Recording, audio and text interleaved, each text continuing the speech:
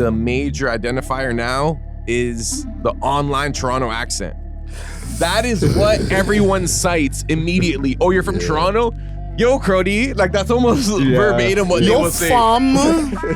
Two my word, Brusky. AKA Mr. Two Mazda in the building. Jeez. Did they pay you? No. This is the #1 track, so I got there just in time. Let's get to my seat. Bro, I'm scanning everywhere around me. I'm not gonna lie. I felt like I was at like a clan rally or something. Bro. Speak on the family, Crody. Yo, I was singing bar for bar, word for word. They tried to page mans, but then they were about to get jumped, bro. Page man, how? They were paging you? No, these like little Drake stats. They're trying to like page Kendrick fans. How? Like how? Are they being aggressive? Like, yo, what are you doing over here? Like they're being like violent energy. Wait. If Lady SB touched road, then Diddy's free too. We love He's hip-hop. one of my favorite producers. I think his range of beat making. He's one of the people he hired are your favorite producers. Is that what's been happening this whole time? They said he like is one of the biggest ghost producers type thing. Like he has the biggest harem. He has a bigger harem than the Diddy shotties. Or Dr. Dre. DJ Khaled. Dr. Dre is the next one. What was it? Melman or some other guy in the crew also that was a ghost producer. Scott Storch. Oh yeah, Scott Storch was a big Dr. Dre. But he's just more of like the piano player. Like he's laying down on the session, and then like Dre will take all the aspects, like the drums from this guy, Scott Storch's keys, the vocals from this guy. Maybe I need one guy to just do the strings, but you're still overseeing the production. So is it like a ghost team, or is it more just a team? It's a ghost team if you're not crediting them. Facts. You know, like yeah. That's what was happening until enough mans had to start coming out and ringing out these guys. You know what I mean? Scott Storch was fortunate to make a lane for himself. Facts. But even if you look, I don't remember the producer who it was, but I was watching one of those making the beats or whatever. Yeah, and it was for a promiscuous girl, Timbaland. Mm-hmm. And then Nelly Furtado. Yeah, and then the man, it's like some random dude. He made the whole beat. I was thinking like, okay, he's gonna do the melody, and then like Timbaland did the rest. He's like, oh no, I did this, then I did that, then I did this, then I did that. Okay, salute to Timbaland. You guys are okay with the AI artist that he's working with right now, though? I actually love AI. You know, I'm a big proponent of AI because technology needs to move forward. Everything we're using right now is technology, so it's only makes sense. The only thing I don't like about the Timbaland thing, that dude sat up on TikTok Live for the past 2 years. Every time I'm scrolling, I'm like, yo, why is he just doing these free sessions, taking all these artists' music? I'm like, what does he plan to do with this? Right. And then now that we see he's rolling out his new artists, you can see that he was just taking all this data so he could feed it into like his robot girl. So now she could just start singing everybody else's tunes. Yes, but here's the thing though. I heard, I think it was Ray Daniels, and salute to Anthony Fantano. He made a video very opposed to the shit, okay?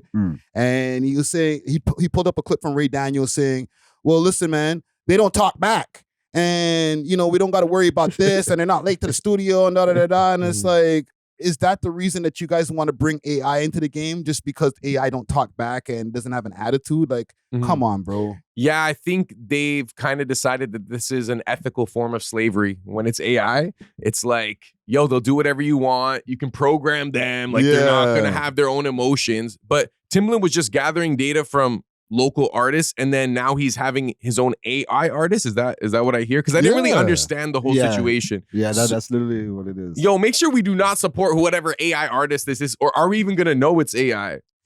It's like we think that's a real person, but it's actually AI. So this is the piece that they're talking about. This is see the thumbnail here? Yeah. That's the artist, the AI artist that Timbaland is supposed to have signed, or not even signed. I don't even know how you created. Sign it. Created, basically.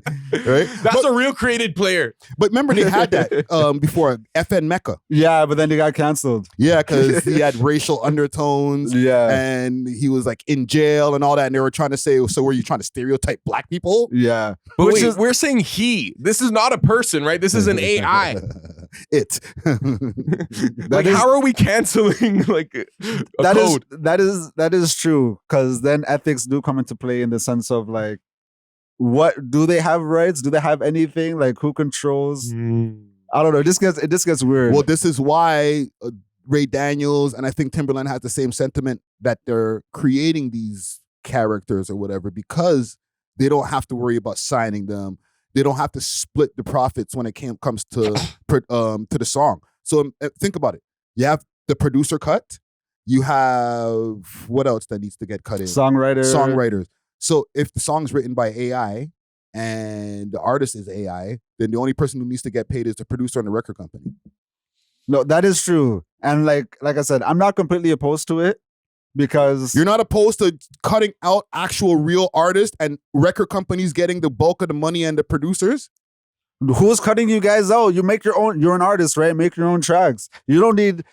No artist needs Timbaland to get on, especially at this point. Not Timbaland specifically, but that motion, that happening, that becoming a trend, that's going to cut out artists. If people start consuming AI music and they're happy with that, then it's like, what do we need Lil Uzi for? Yeah, I think in a time where record labels are struggling to make profit with human artists, AI is probably a more inexpensive way. It's like self-checkout. Yes. I feel like we, the humans, we choose where we put the power, you know? So like, we are going to have to make the choice whether we want to cut out artists or, you know what I mean? Like, if we decide to only consume AI music, then that's what happens. But I feel like, because even right now, there's so much AI memes and stuff, and people are making the choice to like get away from it. So I still feel like real art will live on. Real artists will be able to live on.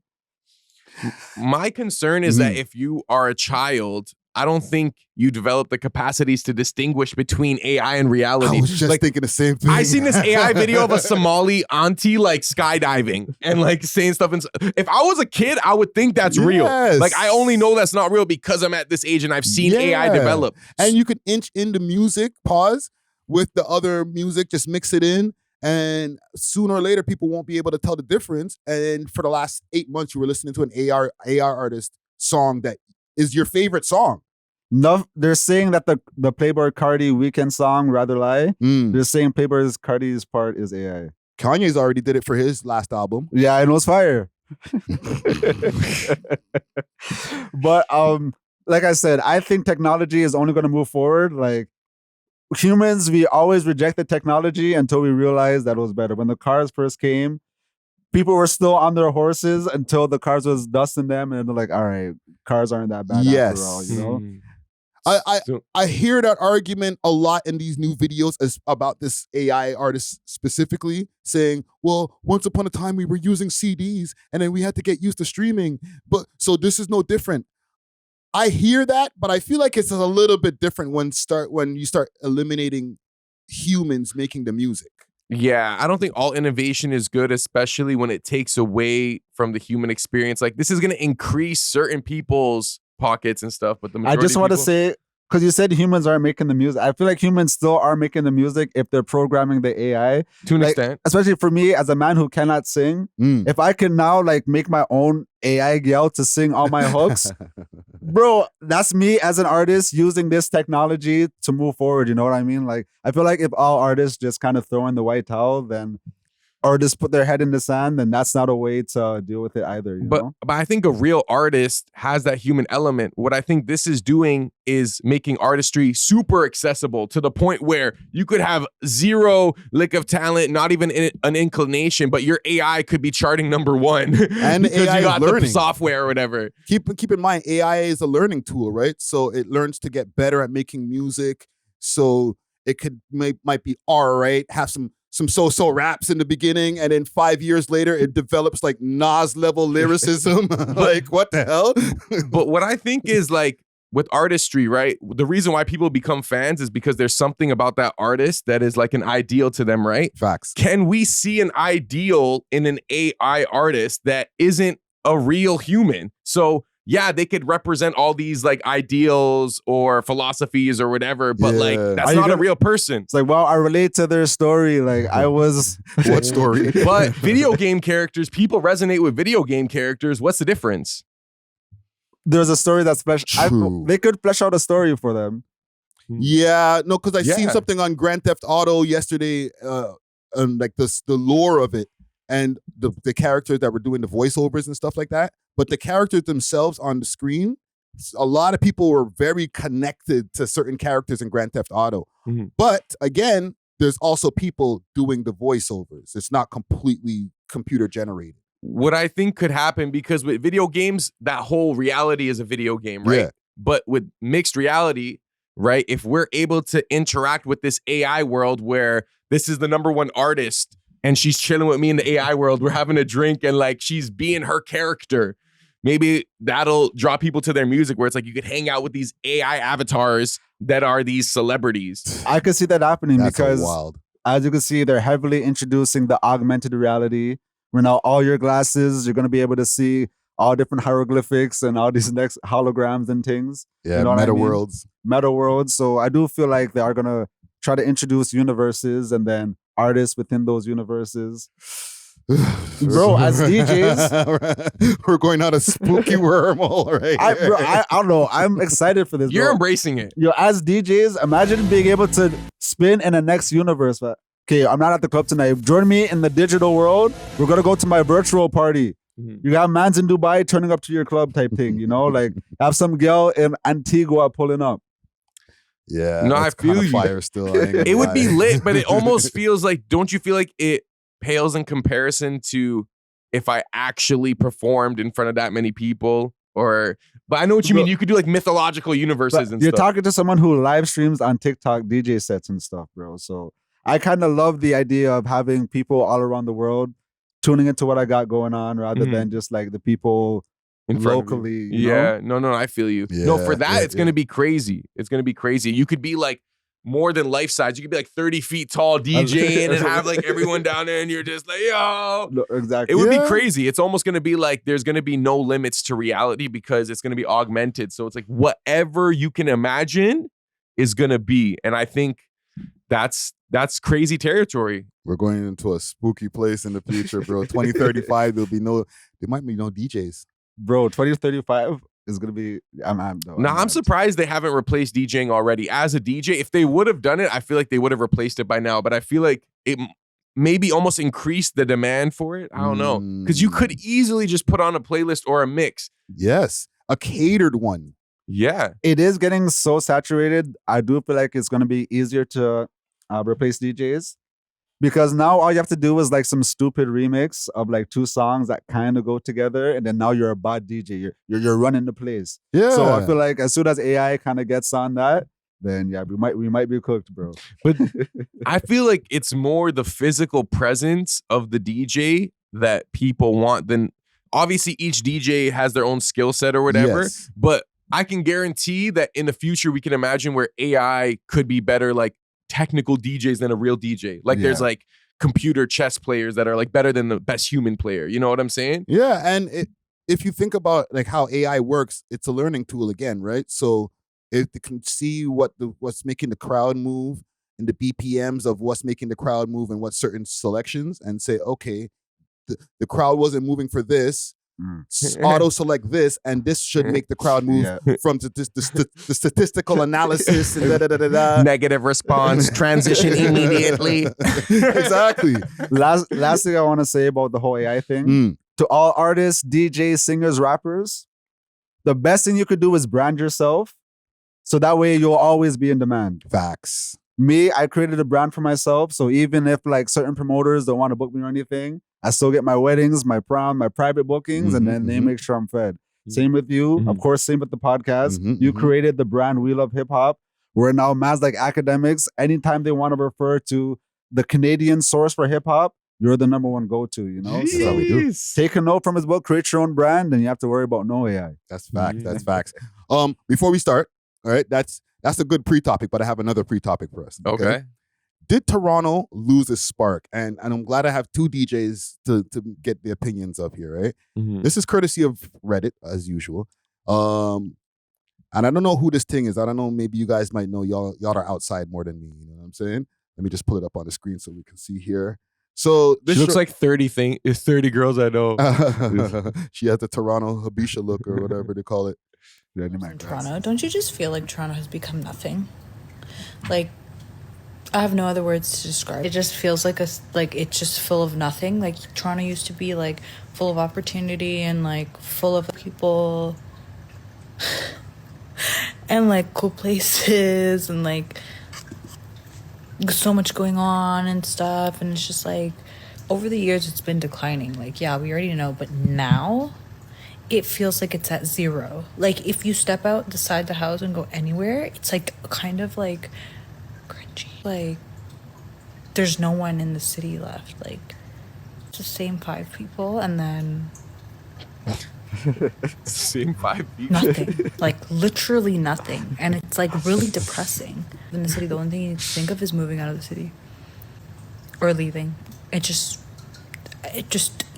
like it just feels like there's just no opportunity, no money to be made, no, like nothing crazy. Like I don't know what to do. Shorty said there's I don't know nothing what to crazy. do. I kind of feel her though. I was hearing her until she said there's the same 5 people, because then I felt like it became very personal for her and like her own life. I'm like, what do you mean there's only the same 5 people? But in terms of what she was saying regarding, I guess, the opportunity, I think for sure that has decreased. But I think because our population has increased without enough like growth infrastructurally. Yes. Like traffic is ridiculous, bro. Like I hate it. I hate driving in Toronto now, fam. Anywhere at any time. It's just so too like saturated with traffic, bro. Like, yeah. And then culturally, I don't feel like the locals are as excited about Toronto stuff as they once were. And exactly. I don't know if that's because there are more other options to consume like online, like with TikTok and stuff. Maybe it's because of that. Like there's just too much content and material to care what's going on locally. Maybe the quality has decreased. So I do hear her. I do hear feel what she's like saying.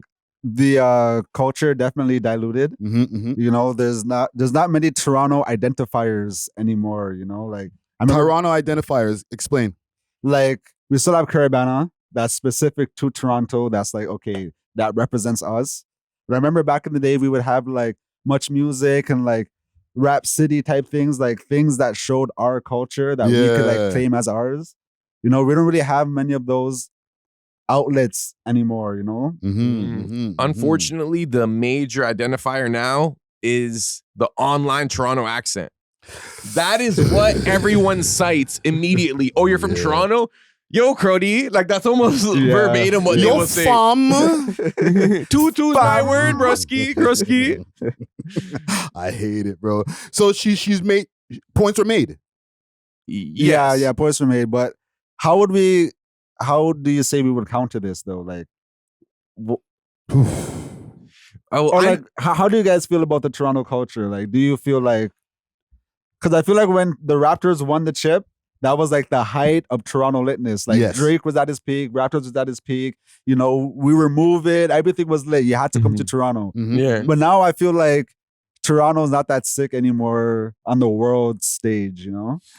Yeah. You're right. Yeah. I just think you're right. When we won the NBA championship and Drake and The Weeknd and Nav and everything, like even the local scene, it was all at its peak. And just because I'm not a sports guy like that was 2019. 2019. Right?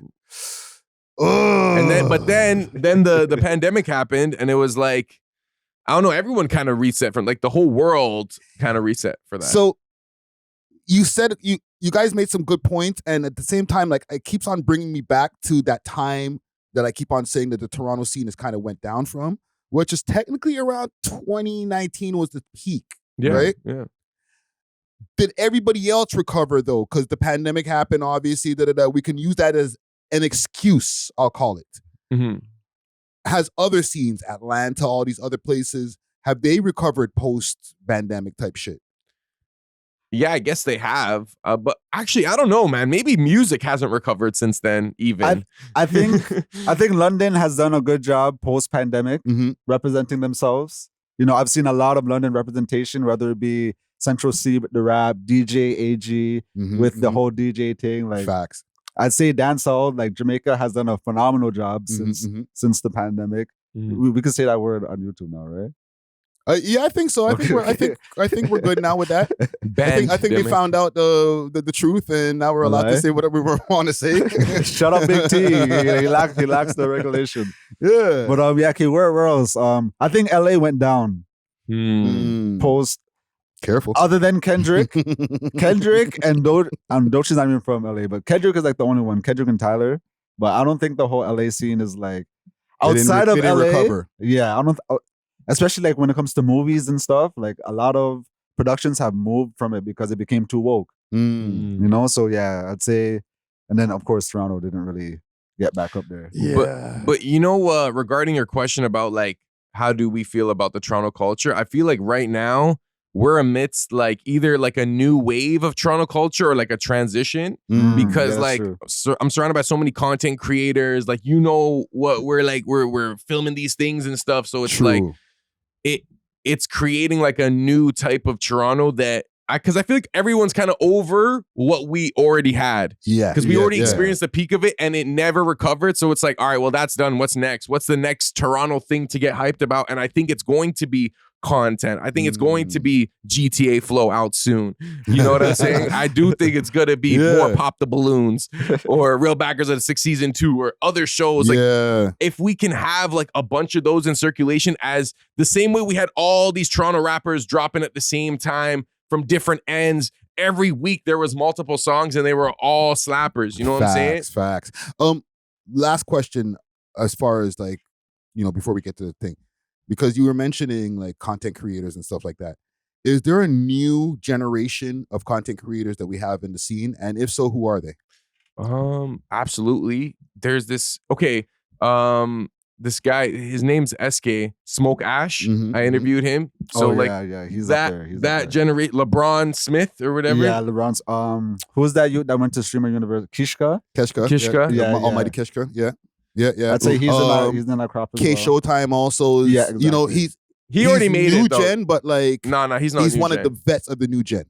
Nah, I feel like he's like he's in that same like Deuce Gelato era. Yeah, which is like I Am Trezor. Yeah, that era. So, and there's a lot of more streamers. You know what I'm saying? There's people who are doing streams with rappers that are like underground streamers from over here in Toronto. That's starting to be more of a thing. Yeah, shout out to MT and Migs and those guys. Those guys do a sick streaming thing as well, where they make it like a show.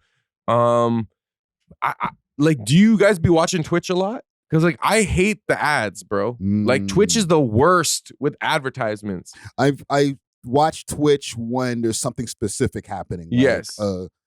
I don't know, like a major like Aiden Ross stream or something like that. Other than that, I kind of stay away. Like in your free time. Not even Aiden Ross, because that's on Kick. But like, you know what I mean? Like it has to be an event, like a concert even or something. You know what I'm saying? But in your free time, like you're not on Twitch. No. Like I'll watch a stream on YouTube more times. Yeah. What about you? Yeah, the only streamers I watch is like Ak.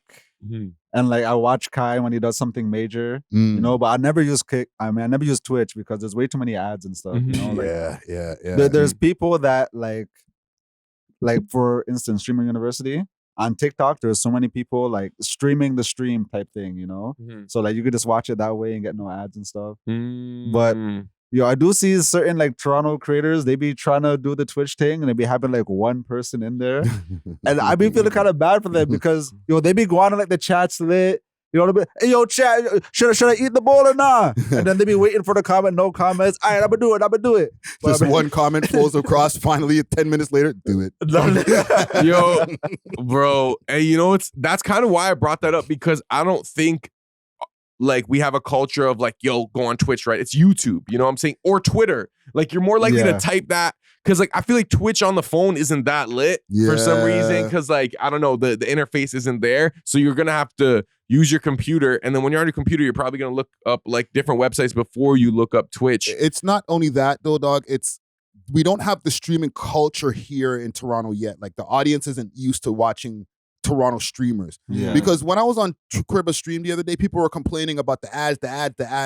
And the Atlanta guy there, what was his name again? Black. Or like Dark something. I forget, whatever his name was, right? Salute to him. But he was saying, pay for the sub, man. Pay for the sub. Because in America, they're more used to, okay, I'm following this guy on Twitch. Let me just sub up to this guy and, $5. They're paying for subs for other people. Yeah, it's Somebody true. just, thanks for the 50 gifted subs. Like, Yeah. I'm hearing this, and this is a culture that even like on my live streams when I'm on YouTube, there's people who will donate, and most of the time they come from America. No, it's true. You know what I'm saying? So we have to get used to that culture of I'm watching a stream, I donate, I follow, I subscribe to the stream and all that, rather than just like, I just watch the American guys and you know what I'm saying? When I live stream my DJ sets on TikTok, my biggest gifters are American. That's what I'm Because saying. like I said, the culture's over there. Even like when I watch other DJs, I be sending gifts and stuff, but I realize that like a lot of us don't have that mindset, you know? Yeah. I wonder if it's like a capitalism thing where America, they're just bigger on money and spending and having a good time and like associating spending money with like enjoyment. Whereas here, even I find it with myself where it's like, I might even know the person hosting the event and I'm going with friends and I'm like, do I still have to pay? Like, I don't want to pay, you know what I'm saying? But like, I shouldn't have that. Like, I should be like willing to pay and support. Yeah. But even me, you know what I'm saying? I know bare people, it's like, yo, if you're charging, like they either like they don't want to seem like they're glazing by supporting, or like they don't want to seem like they're tricking by like, oh, like I'm not going to give you like $5 a month, like man to watch your thinks he's stupid out, stream. Like, you know what I'm saying? So man thinks I'm just gonna be paying for his thing like that. Like, Who does he think I am? Yeah, Why would I yeah. pay for our next man? You know, like, Exactly. there's so many angles. Like, yeah. But yeah, man, salute to the streamers out there, and salute to Shorty who made the video, man. I think, you know, she made some good points, man. Let's start the shit up, man. We're about 25 minutes in. Let me get this ad off the screen here. What we starting with? No friends in the industry, but I'm not content. I want to bury these niggas. This guy just took over the song, bro. Like, leave some bars for the rest of us, bro. Jesus Christ. Tune. big tune. Holy. Let's get into it, man. We are Bucks, the world's most smoked out podcast. We love hip hop. I'm your host of the most toast, Friday Ricky Tread, aka I said I'm over the top, aka Mr. Tumaza in the building. Jeez! Did they pay you? No. Okay. We back at it over here. B3 Studios, episode 585. We got also happy Father's Day. We're recording this on a Sunday. Big salute to Dusty Wallace. He's out doing the Father's Day thing. You know, he got like 100 kids. You know what I'm saying? So salute to Dusty Wallace, man.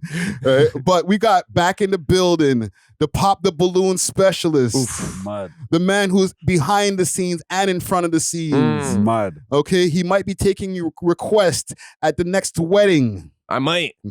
We got DJ Czar in the motherfucking building. Let's Yes, go, sir, man. yes, Where's sir. my air horns, man? Where's it at? Where's it at? Where's it at? I'm not saying nothing until I hear the air horns. Mud. You already know DJ Czar, aka Burrow Sound, aka Young Shawarma, back at it like a crack addict. Jeez. You What's already popping, bro? Not much, man. DJ the Communion, feeling holy. And we got the return, okay? Jeez. You might see him on your TikTok screen. Mud. You might see him in Dundas Square. Jeez. DJing, getting the people crazy. You know what I'm saying?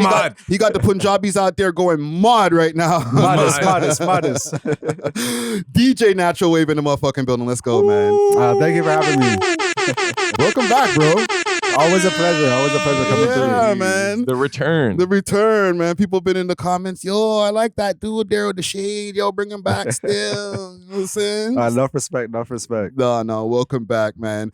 Before we get into anything though, let's salute the sponsors and get all the business out of the way here. I want to start by saluting Diamond Club. Okay, big salute to Diamond Club and Cans. They got delivery of the freshest piff, as well as pens, edibles, anything you need. All right, make sure to hit them up on their Instagram page. That's Diamond Club _Canada 1 or 2.0. I mean, or you can find them on the Cans page. That's Canacans _Canada 2.1. I'm fucking up the thing. Canacans _Canada 1. All right. Also, use the code We Love Hip Hop on the way out and get yourself a fat discount.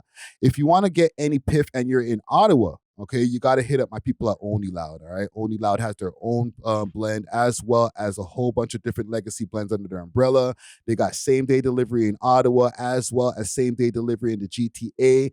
Make sure to hit them up on their Instagram page. That's Only Loud Canada. And you could also find them on their Snapchat, onlyloud.ca. I feel like there was an announcement that I wanted to make, but I'm not remembering it right now, man. Follow us on Reddit. Become a member on the We Love Hip Hop Canada Reddit. Okay, I'm trying to get the Reddit page bubbling right now, man.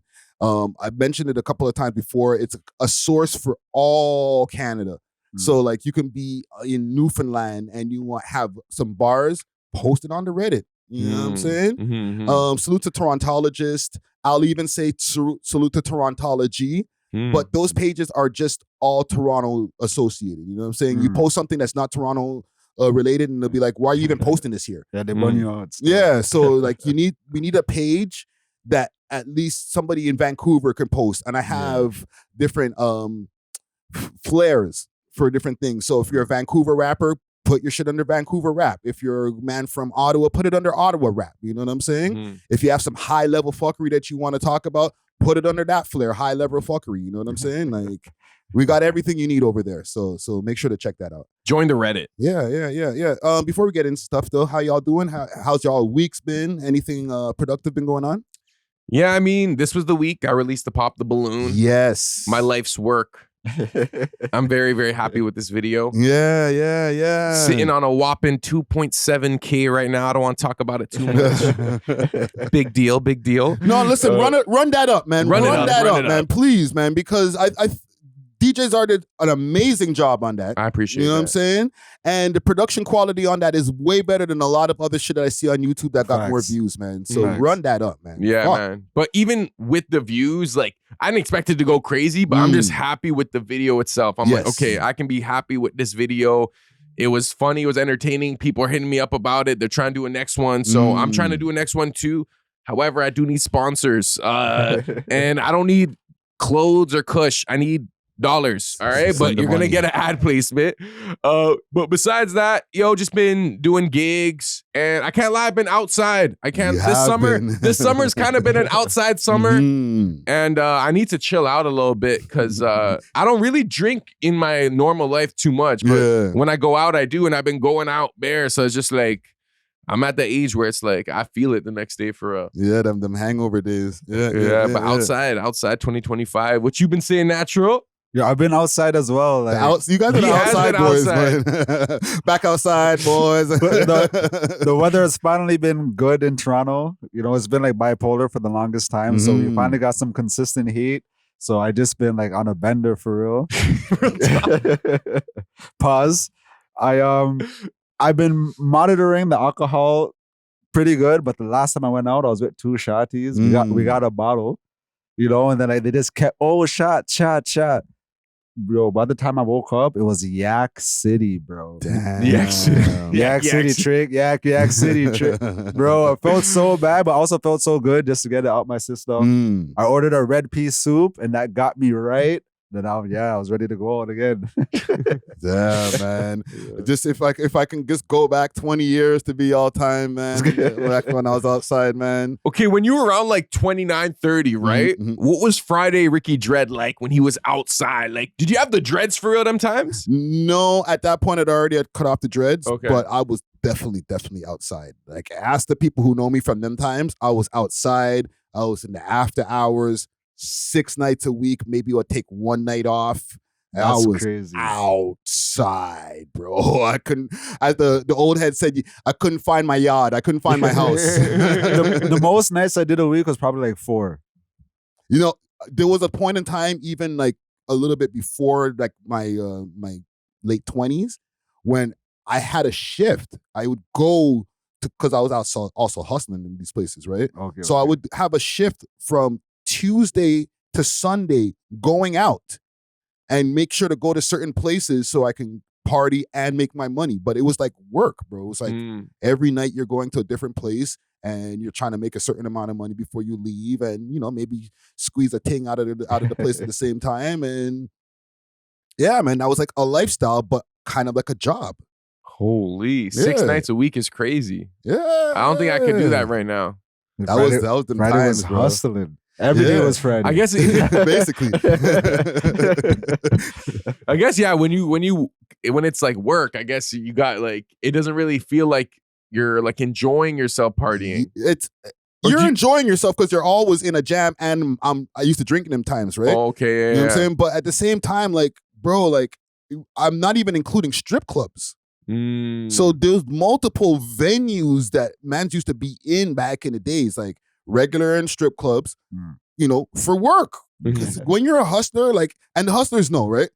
You frequent a lot of places. I got to go drop something here, or go hang out here for another, 20 minutes, half an hour, maybe an hour. Then I'm going to go drive over to this side of town, be over at this place, hang out over here. Like, you're outside, fam. But were you strict on yourself? Like, say you're at a bar, you're having a good time. You're like, oh man, nah, I gotta go to the next spot, man. Or would you just be like, nah, I made my money tonight, like? Now, or were you like strict on yourself? Like, nah, you gotta hit like 4 more locations, buddy.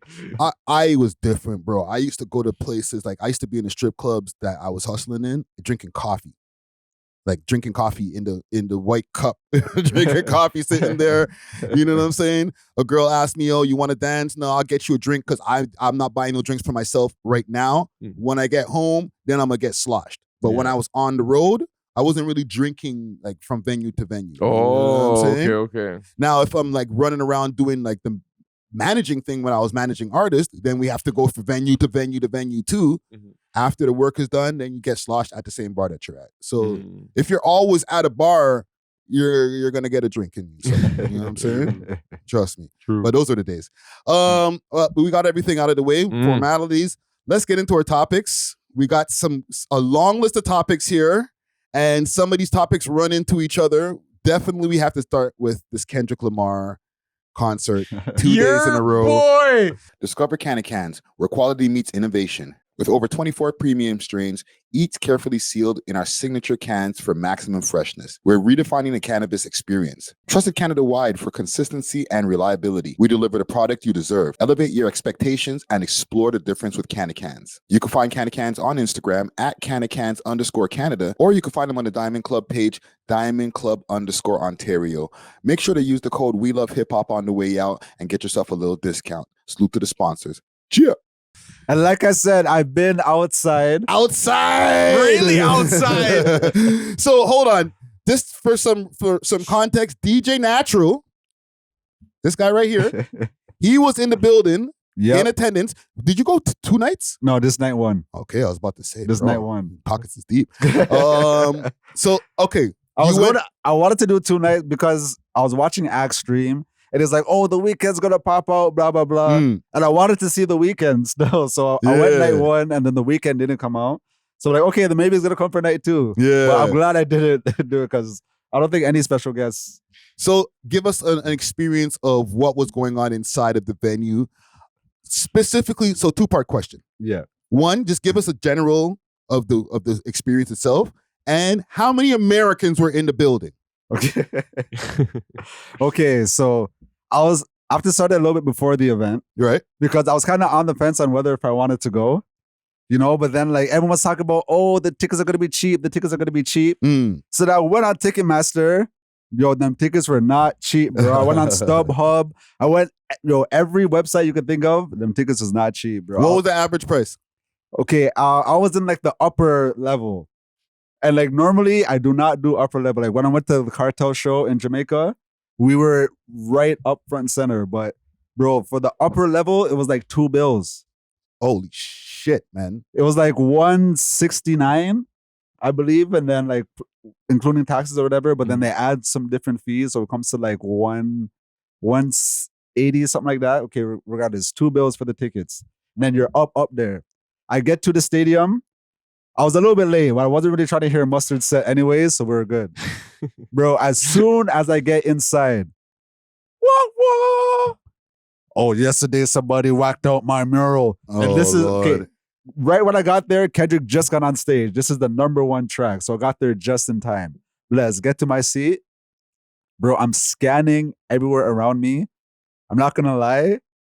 I felt like I was at like a clan rally or something, broski. I'm like, yo, I am like, so all I see is white faces, broski. So I'm just like, hey, there's enough white people here, Asian people, guys, girls, like people with their like couples, but the pace was filled. It was packed. There was a 1-2 black people with me, like not with me, but like around me, of course. Yeah. Because I put up Dolo, you know, like I put up Dolo because it was like a last minute thing. Yeah. Pull up.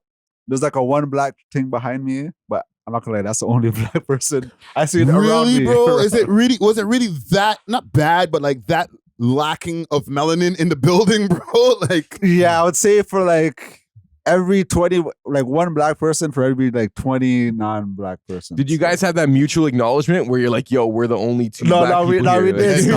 No, we did. No, she just came and started dancing with me all night type thing. You know? And we're not even together. Like, we're just dancing, you know? But like, so. Black solidarity. Yo, the white people in the crowd are probably like, look at that black couple. They're so sweet. No, literally. But my rationale for that is, and there was a lot of black people there, but like, it's a whole stadium.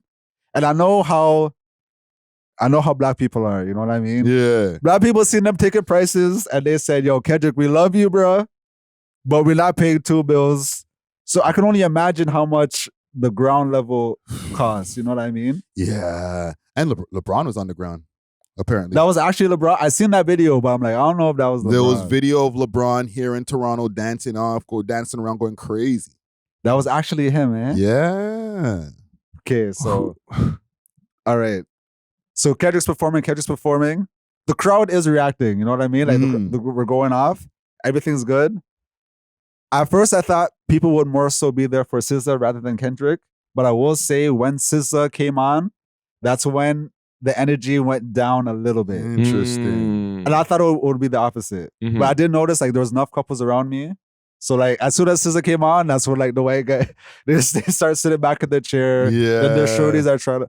There was another black girl beside me, but her boyfriend was white, so I'm considering her white as well. That's a big it's a big claim. So okay, Kendrick. So the music, as far as like the crowd, they're more there for Kendrick. Yeah. I want to know as far as like certain songs, okay? Because the point of contention is the Drake disses, okay? And the way that people felt that Not Like Us, Euphoria, don't speak on the family, Crody. No. So, were you in there like that? Don't speak on the family, Crody. Yo, I was singing bar for bar, word for word. Right here. Nah, you can get at me because no people try to get at me in my DMs after and stuff. But I'm like, yo, you're the next on the list that Drake's gonna call a goof in the DMs. No, literally. I'm like, yo, shout out to Drake, but like, I do not know Drake, bro. Like, I don't know him personally. You know what I mean? I have no involvement in this beef. I've been a fan of both of these people since high school. Yeah. I said this on this podcast. When I went to the Yeezus tour, Kendrick opened up for Kanye, and then Kanye brought out Drake. And that was one of the greatest nights of my life. You know what I mean? So Kendrick and Drake, I'm a major fan of both of them. So even when OVO Fest, I'm going to be turning up the same way, you know, if he wants to do push-ups or whatever. But when Euphoria came on, craziness in there, bro. Insanity. Like, at first on the, you know how it's kind of like jazzy at the beginning? Even that part people are going off for. But then the beat gets crazier. Fortunately, I didn't hear nobody saying the N-word around me though, which is good. Yeah. But then I would say Not Like Us was definitely the climax of the night. It was actually it was the craziest moment of the night. When did that song come on? Because like obviously we weren't there. Like what part of the playlist did Not Like Us come on? Was that at the end? Yeah, it was at the end. At the end of the whole show?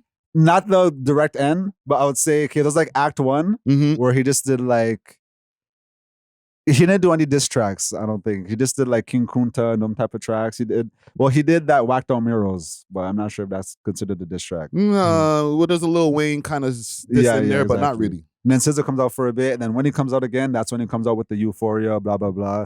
So then SZA, blah, blah, blah. And then towards the end, like I'd say it's the third last song. It's either the second last or the third last, but it's literally at the end of the show. So basically, once Not Like Us comes on, and we're another question, Were you one of the people, encore, encore, encore? Do it again, Kendrick. Say it again. No, I wasn't. I didn't want to hear that like us again. I didn't need to hear that like us again. But I also wasn't ready for the show to end. You know what I mean? So I'm like, if they keep running tunes, I'm not mad at it. Okay. But then the tune that they ran after, like they didn't need to, because they ended up with Gloria.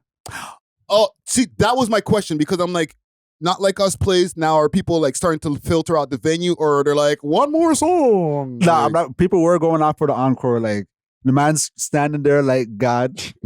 He's like, nah, literally. And I'm like, oh, and I went, oh my God, oh my God. And I'm just like, all right. I get the moment. I thought it would have been hard if he ran it back just because it was Toronto. Yeah. But then like all the lights went out and stuff. So I'm like, okay, maybe it's just done. And then SZA comes back out, and then I would have been like, okay, I'm tired now. I'm going home. No, literally, like I seen people starting to leave, and then I remember on the Joe Budden podcast they were saying that they did end up on this song. Yeah. So I just Googled real quick the set list. I'm like, okay, Gloria's the last song, and then I left a little bit early as well. Yeah. Because I'm like, I know he's not, you know what I mean? Like, no, because I also feel like if anybody who's there, besides being a fan of Kendrick, once you get the Not Like Us moment on your phone and all that, like you're pretty much good to go. You Can't go leave. any higher from there. Yeah, I can go home now. You know what I'm saying? no, facts. I do have a question. So a lot of times performers will speak to the audience, right? Was Kendrick talking on the mic to the Toronto audience? And what was he saying? He was talking crazy, bro. He was talking. What was he saying? Okay, what did he say? I'm trying to remember exactly what he said. But he said something like, oh, you know, we had to do like something like, oh, you know, we had to do it to him. Like, remember the whole Super Bowl thing? Yeah. He kind of recreated that moment like, oh, you think we're not going to do it? Oh, no. You think we're really going to do it? Oh, yeah, we will. And then he drops the Not Like Us type thing. Like, yeah, he was talking. No. But was he being, okay, go ahead. That's the, I think the question that Czar's asking, like, was he like, so like, yo, you know, I'm in over here in Toronto. These bitch ass niggas can't do nothing to me over here on the stage. I'm gonna do my next song though. Like, really talking shit. He wasn't getting in that bag. But you know, he was just doing his little jabs. I do feel like when he did what was that song? N95, when he performed that, because he has a bar that says Top 5 in it. It says something them taking out Top 5. I feel like he specifically emphasized that bar, you know, just because like he wasn't specifically talking about Top 5, but because it could correlate, he's like, yeah, let me get that off. But he wasn't like going off on some Ja Rule 50 Cent type thing. Well, my question was more so, was he praising Toronto? Was he being nice? Because here are all these thousands of people who paid to see you. No, he was. I went negative. Yeah, now you're gonna start throwing disses? No, definitely not. But what was he saying? Like he did say he kind of went through like his history every time he came to Toronto. He started off like Section 80 those times, then the Good Kid, Mad City tour, the Damn tour, the Mr. Morale tour, and then he kind of just went through every time how it got bigger and bigger each time, how Toronto has always been receptive to him.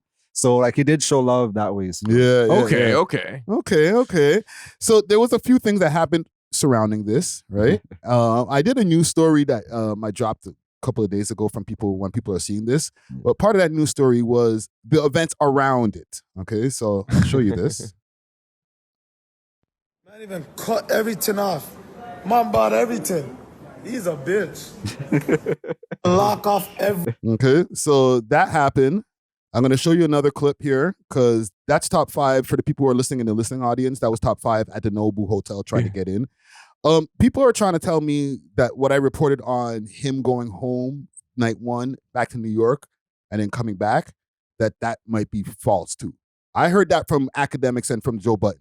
that's what they said he did? He went It's home reports. and It's came reports. home and It's came back. reports. It's reports. But yo, New York's only an hour away, bro. Like 45 minutes. I can't lie. If I'm only an hour away from my crib, I'd rather sleep in my crib than like a random place, you know? How many times have you been out? It's been like 3, 4 in the morning, and you're like, you know what? I'm just gonna go to my yard still. Although I could spend the night, I'd rather be in my own bed, my own comfort type thing. So even if we did do that, I'm not mad at that. Right? But that's a side story, right?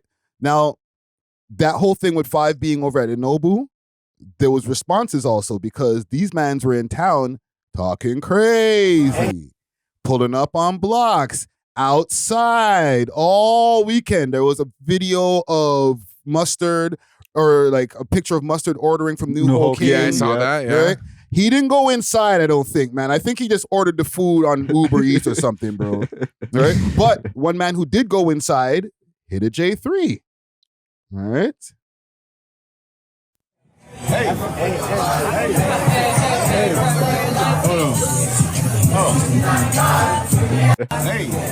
Yo, Okay.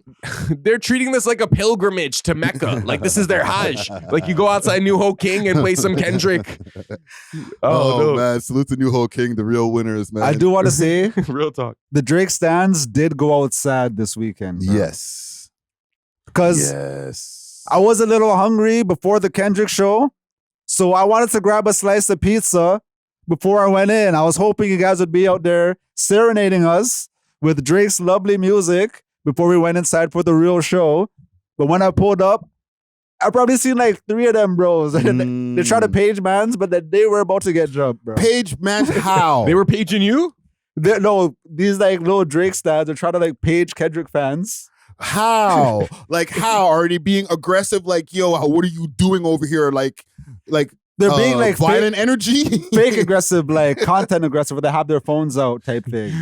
Drake has more money than Kendrick. Type thing. You know what I mean? I'm like, bro, like this just looks sad, bro. No. I'm talking about element of danger, aggressive. Like, No you're gonna do me danger. something for coming to the concert, bro? All these Negative guys- danger. They have curly gel in their hair. You know what I mean? I'm like, bro, go get a shawarma, fam. You don't need to be over here right now. The dog. mop top youths. I like. I'm not gonna lie. Kendrick show had all the white people and the Asians, but all the Arabs came out to support Drake. I'm not gonna lie. Not a best look for us still. I'm not gonna lie, because I've seen all these Arab youths. Like, why are you guys riding for man. Drake? Because Drake throws a 1-2 Habibi line, and like I don't know, Arabs are so loyal to Drake. I He can't has lie. whole Arabic bars and stuff too. He man. rolls with Arabs. He rolls with some Arabs. He loves like shisha. Yeah. You know what I'm saying? But I don't know. What's the point? Like, I don't know. Drake's not going to fend for you like that. You know what I'm saying? There's no way. So That's what do you so gain from that? corny, I feel like what man should have really did though, I feel like if 50 of them could have organized and bought like the front row or like get close enough, then maybe they could have made something happen. You know what I mean? That's the only like situation I could fathom where like something could actually happen. Mhm. But there's no other way. Like I feel like top 5, if you had your money like that, you could have did something like that. I'm not trying to send no ideas out there. but, like, going outside to have a pizza party is just that's just an move, you know? Yeah, that was that whole organization, 6 something. I forget what the name of it was. They organized to give away 6 takeover. 6 takeover. Yes. It was probably Mucho. I'm surprised Mucho wasn't out there. No, You know what I was gonna ask? he got his 'Cause- viral moment already. Yo, you seen Relentless Diaries? Yeah. So you know the moment I'm speaking about where he specifically said any black person who went to the Kendrick Lamar concert is what I believe he said was a racial cuck. racial cuck. Yes. You're a black person that went to the Kendrick Lamar concert. I paged him on that. What'd you say? Well, I didn't page it. I just laughed at his story, Mm. and then he's like, "Oh, the fine print applies to you." And I looked at the fine print. Wow. I looked at the fine print. It's like, "Oh, if you've been a Kendrick fan since day one, we're still friends." And I'm like, "Okay, the man put a fine print on it." But that doesn't mean Disclaimer. okay, you guys are still friends. He still thinks you're a racial cuck. Wow. Yo, I rock with that pod still, but I didn't know about that take. Personally, I thought felt it like I feel like it was like shock value for shock value. I don't know if he like really believes that you're like a racial cuck or Nah, he believes that, bro. He believes that. what does I that mean, thought it was- racial cuck? I thought it was a corny take, but just because I know him, he fully believes that in the sense of like, you don't have any pride, because he does believe anybody who was in that building does not have any pride for Toronto or for the city. But how is that racial cuck? That's more like cultural Yeah, cuck. You know what I'm yeah, saying? yeah. Racial makes it like a race thing. So and then he Yeah. specifically went out of his way to say black people. Yeah. So- He put the sauce on it though. He put the He sauce put on some it. sauce on it. But one thing that did ring true is like Drake was kind of happy with people who were pro not being at that concert. You know, I'm not saying for you like you care about like getting in Drake's good books or whatever, but like I put up a post from your true captain because he was over there, right? And he was asking people Drake or Kendrick, and enough people were saying Drake. he jumped in the comments, or not in the comments, he jumped in the likes and liked the post. Yeah, Drake did Okay. like the Right? recent post. Yeah. But then he also did one more because Jagmeet Singh was over at the concert, bobbing it up, not like us, having a good old time. He followed Jagmeet Singh, and Jagmeet Singh responded to him, says, "Thanks for the follow, dude." And I think Drake that was called from him a like goof. I think that was from like 5 years ago. No. No, not the goof part, but the thanks for the follow was from like 5 Oh, years ago. the thanks for the follow part. Yeah. Really? Yeah. So Yeah, that was from 5 years ago. yeah, so Drake just like He he's just seen it. randomly hit him. Yeah. Wow. Which like I kind of I see both sides. I feel like if you're a city official, He's not a city official. He's an NDP leader, but like he's from like Vancouver. He's from and shit. BC. Yeah, he's Burnaby or something. I He ain't think. got nothing to do with Ontario, man. okay, then yeah, that's true. He has nothing to do. He has But- nothing to do with the city. But though. this is what I kind of don't like. If Jagmeet Singh didn't go to the Kendrick concert, Drake would not care. He wouldn't hit him up. He wouldn't be like, "Yo, thanks for not going." But the moment he goes, now he's just like burned this bridge with Drake for life. Yeah. So it's like like I don't know if they had that relationship where he owes Drake that loyalty, but I also think that Drake feels like Canadians as a whole should owe him that loyalty because of what he's done for us culturally across I've been the border. seeing that narrative, and this always comes up. People say, "Oh, like what has Drake done for us?" I see Drake has done a lot for himself, which has inherently benefited us Torontonians, but I don't see him like, "Oh, Toronto, this is for y'all." He does that though. He does. He made that. a whole album called Views from the Six and said this album is dedicated to my city. Besides views, And no, he Drake- and he did the photo shoot was on top of the CN Tower. Is that okay? No, Drake puts on for the Holy city for shit, sure. man. But I feel like okay, like what does that do for me though? That doesn't do anything for me. It makes it where it puts Toronto into conversation. People, when they talk about major cities, they talk about Drake all the time because Toronto, for Americans, is Drake. That's what they know. Yeah, But- don't you feel seen? Toronto has always been a major city before Drake. Not as major. Toronto- and I Toronto- sound like a super glazer, Toronto but has I'm just going by always- facts. Toronto has always been the biggest city in Canada before Drake. Right? So we're Americans recognizing us. And don't tell me that the Raptors made it happen. Like we were a shit team, but it took us till 2019 before we got a championship. So it okay, wasn't so the you feel like Raptors. because Drake made views from the Six, Torontonians should not have gone to the Kendrick concert? I don't think that people should have not went to the concert. Go to the concert, enjoy whatever you want. But like it was the not like us part. I think what was getting him right. People are like yelling not like us, calling them a PDF file and all that. Like I'm sure he was But kind of cheesed about. There that. are enough people who genuinely believe that Drake is a weirdo. But there's a difference between a weirdo and then being like, yo, you're touching youths. But I don't think anyone believes that he was actually doing that at this point. I feel Yeah, like, but I feel like people are doing it how like y'all them do when like they're bitter at you, like, oh, you're a PDF file, when like you're talking to like a 20-year-old type thing, you know, like the y'all them are doing that to Diddy right now, because he was dealing with. So I feel like that's just like a narrative people put on you when you like younger. No, I think with Diddy, there was a few people that were actually under the age line that were, there was the one with Jay-Z and stuff that got thrown out, but there was other ones that were people under the age line. You can't be putting that on a man and it's like, it's just because I'm smashing young 20-year-olds. You know what I'm saying? Like, fam, I didn't touch anybody who was 1'6", or you know what I'm saying? I'm talking to girls, 1'7". or 1'7". I'm talking to girls who are 21, and now you're calling me a PDF file? He did kiss a 1'7" though, but it does. But okay, we don't have to get to this. And she spoke out about that too and said Yeah. like that wasn't nothing. Like, Because I don't think that's a big deal either. But I do feel like there are people who genuinely believe that about him. Like even out here in Toronto, there are people who don't like Drake no matter what he does. Like, and I feel like Drake trying to win those people over is just like a losing battle. Yeah. I'm kind of torn because I even hear like what Mucho's saying, maybe more like a cultural cuck, where it's like, even though they had their own diss individually, it did feel like he dissed the city a little bit with the DeRozan bar and like the slang or whatever. Yes. That's me personally. So it's like, if I seen all my friends at a Kendrick, like you been a Kendrick supporter. So it's like, I understood what you, and it was last minute.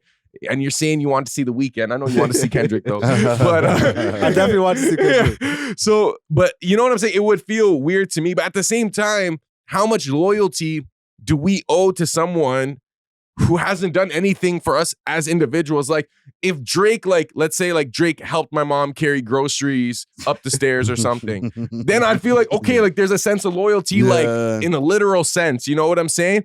For me, okay, Drake has great music. And you know what? Actually, I'm gonna say as a DJ, I feel like Drake has held it down for me my whole career. Like Drake music. That's fair. But I could say that That's about fair. a lot of artists. Do I owe them loyalty too? But I do respect what Drake has done for the city. So that's why I wouldn't have gone to that personally. But I'm also not that big of a Kendrick supporter anyways, where if they weren't beefing, maybe I wouldn't have gone anyways. I do want to say one thing. When he was performing Not Like Us, when he said that DeRozan line, because I used to not think, oh, the song's not about us. The song's not about us.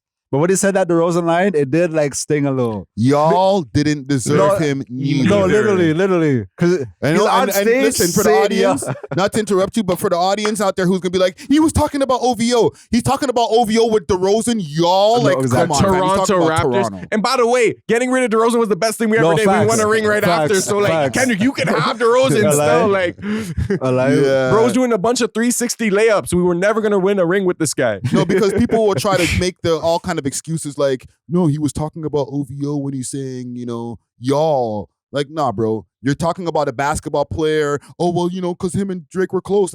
Come on, fam. No, I agree with that. And I do definitely think, I don't think the whole sentiment of the song was against Canada, but I do think there was semblances of jabs towards Canadians. Yeah. You know, but like, No, I do think it is also, I don't want to say right, but I do think there's like merit to the jabs, you know, like when they say that Canadians do be stealing culture, I do feel like we were talking about earlier, Toronto needs to get back to our own identifiers, you know, rather than trying to like latch on to others. but I always feel like Canadians, even in a small way, like we've contributed to American culture throughout like history. Like basketball invented by a Canadian, Facts. for example. Obviously, Americans are the best at it, but a Canadian made that. We have like a bunch of like, we have little like sprinkles of like Canadian influence that I don't even think they realize. But I'm not saying we're like major contributors in that sense, but like we're the closest, we have the closest connection to their culture, I feel like, out of any other country. We got like, Ryan Reynolds. We gave them that. Mike Myers, Mike Jim Myers. Carrey, Yeah. Drake. I feel like Justin Bieber. Tory Lanez, like I'm about to say those first few guys, we did not need those guys. Mike Myers, But Mike Myers is a legend. still. You know He's a what I'm legend. saying? Jim Yeah, Carrey, legend. baby. Yeah. Jim Carrey. Yeah. No, we legend, gave them a lot, fam. We gave them a lot, Yeah. and I think the way they see it is we didn't need those guys anyways. They were just all right, you know. So but why it's did like, you give them Oscars and all types of shit and Grammy awards for all The Weeknd and all these people? Like these are all Canadian contributors. Shania Twain, Nelly Shania Furtado? Twain, yes. Don't Yeah. give them nothing. Then they're I not feel like- American. I feel like people look at them like not black sheep, but Like token. yeah, like the ones that got away type thing. Like, oh, you guys just escaped Canada, you know? I Like, think they just consider them American. yeah. Well, and I think the problem is the Canadians that make it eventually like assimilate to America. Yeah. Like a lot of them will leave. Drake is actually here still. Everyone knows where Drake lives. Yes, He is very much in the city.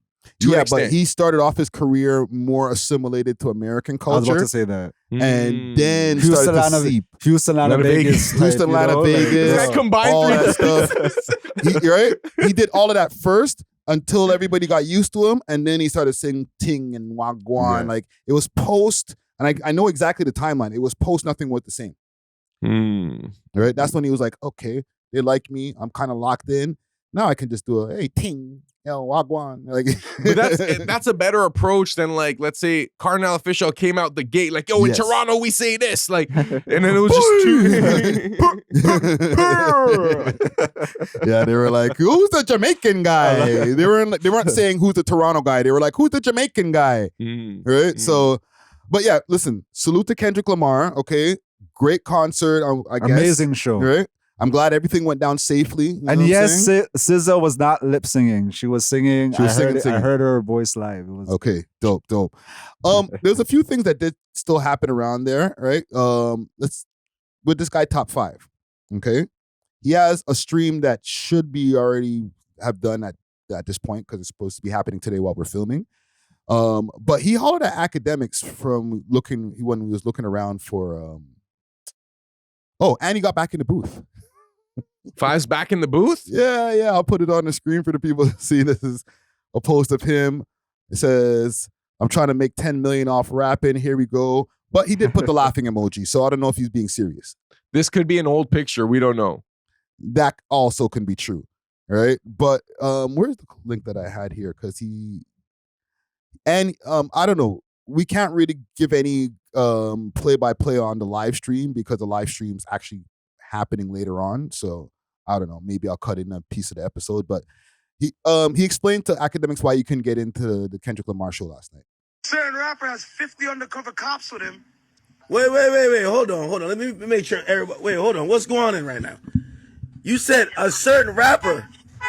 Wait. Who you talking about? A certain rapper has 50 undercovers. No. What? No. Wait. Hold on. What rapper? Is it a Toronto rapper? It's Dr. Dre's rapper type of nigga. It's a California type of nigga. You say there's a rapper with 50 undercovers. Rolling with him. I cannot make this up. Wait, how you know this? I know it's your city, but what's going on right now? Yo, the Live Nation. Okay, so I just want to address that quick before we get off of the Kendrick topic and stuff. Yo, every rapper that reaches a certain level, and we were talking about this outside, like, if you are $100 million rapper and you don't have police escort, then you're just asking to get got. But do you feel like for some of the successful rappers that are more ingrained or in touch with the streets that they wouldn't roll around with 50 undercover cops? Like, let's say, okay, Tony Yayo is a terrible example because he's not going to get mobbed 50 like Cent that. 50 rolls Cent around with that type multiple. of... Yeah. You know what I With mean? multiple what? Multiple policemen. Really? Yes. He's just that big. It's not because he wants to hang out with cops. It's like, I have no choice. I'm famous. And you're kind of at their mercy. Like, you're in their city, so they're going to be like, no, we're going to escort you because we know the commotion that could happen. Yes. People might want to do something to you. When Whatever. Drake did back-to-back in Philadelphia, he left with the same type of convoy, 50 armored vehicles, making sure that no one could penetrate that. Pause. Yo, I have a question, like, checking in when it comes to Toronto, right? Kendrick Lamar, obviously he has a publicized feud with our biggest artist, right? So do you still feel like the check-in rules apply for him? It's just like airport, show, airport, hotel. Like, he doesn't need to check in that sense. I know the check-in rules don't apply because he didn't check in. He just came here, did his show, and went home, bro. He didn't. Mans from his crew went outside, so mans from his crew aren't in danger. Oh, we kidnapped your guy. Give us a ransom. No, man. Mans walked around, went to New Ho King, hung out, did videos, and then went back home. We wouldn't have been able to do the same in their city, fam. We would have had to check in. So even his crew didn't check in. No, unless this did a check in and we didn't know.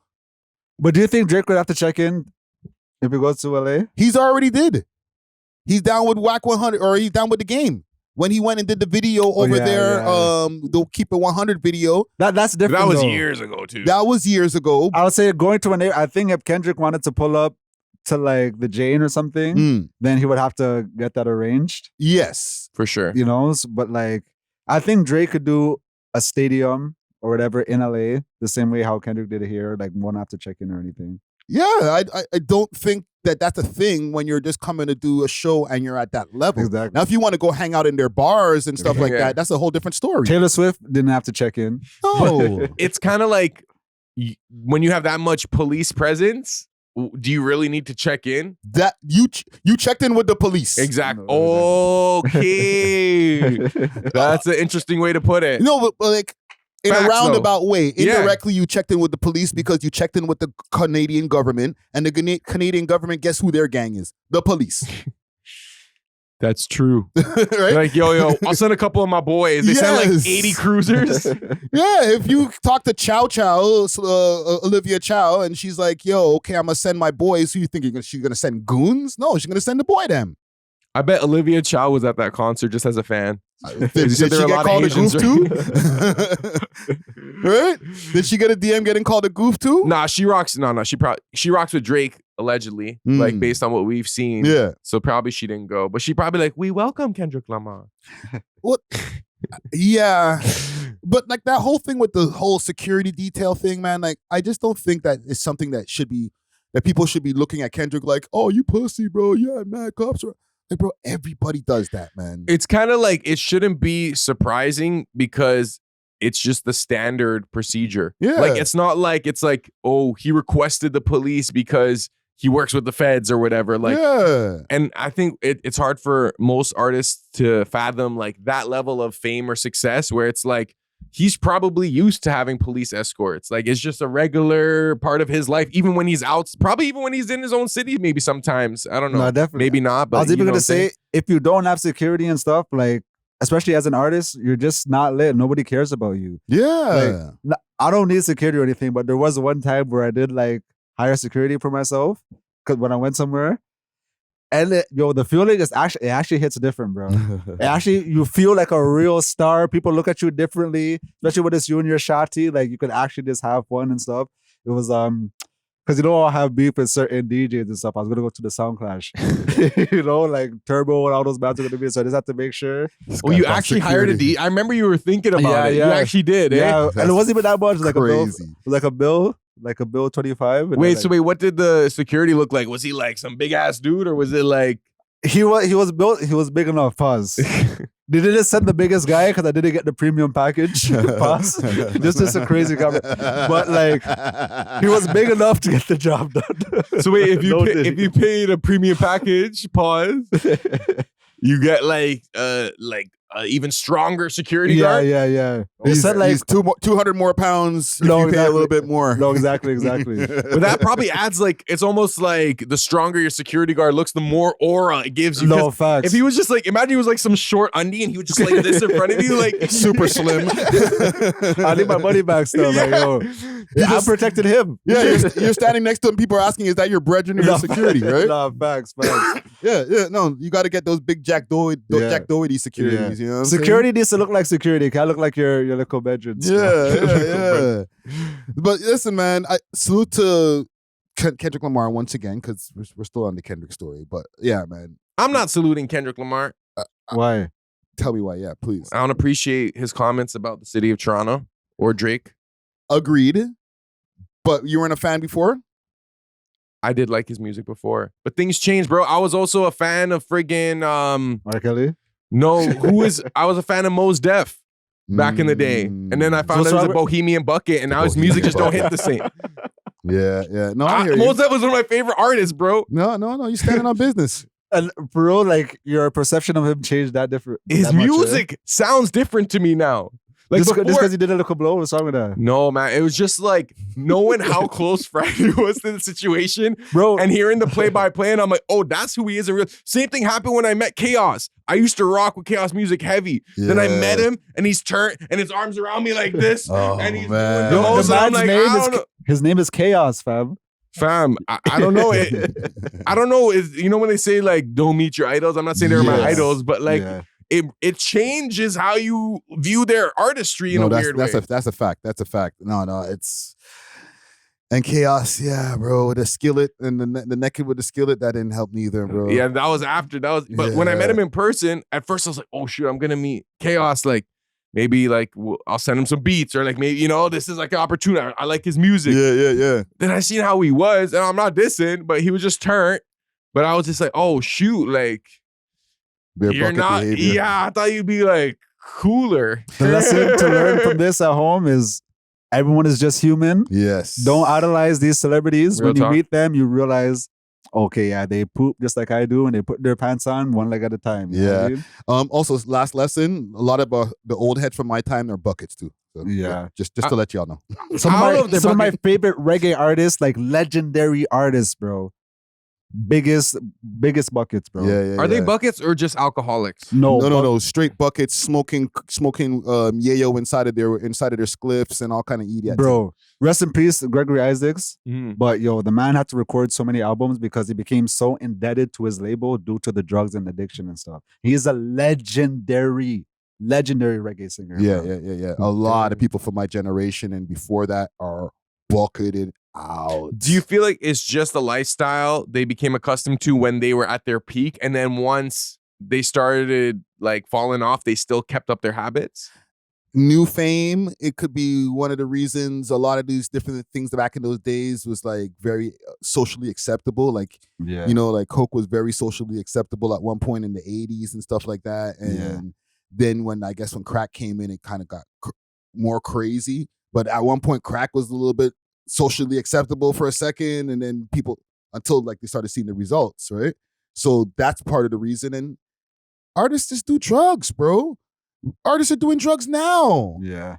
Shoot, everyone does a drug. Yeah, it's you know, you're altering your mind into another state so you can get inspiration to make the hottest tune or draw the craziest thing. Like, it's just part of the plan, bro. Do you feel like music sounds better under an influence?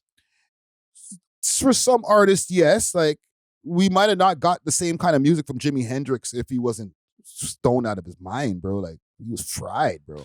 But I even think for the listening audience, like sometimes when I like I'll quit Kush and then I'll go back, I'll go on these tolerance breaks, I guess.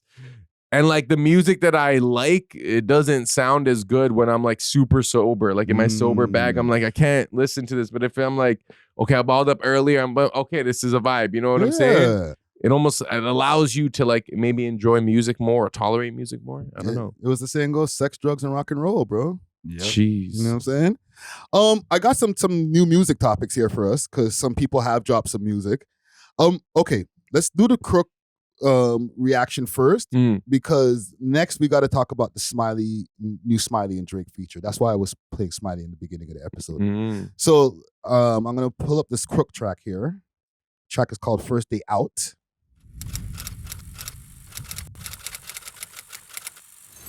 He was getting spilly, bouncing all the stolen cars. He trying up his wrist, he bringing shots. You want a nigga to himself, I had to tell her, yo. And there's another song, Active. That's right after that. I'll play a little bit of Active. Low-key, Crook is one of my favorite rappers. We love hip hop. Talk to him. Okay, all right. So, no, that's hard. Yes. Thoughts, gentlemen. Because the Crook, he's been gone for about 2 years or something like that after that whole jewelry heist and stuff. And he had a little deal going on with Warner, like a distribution deal.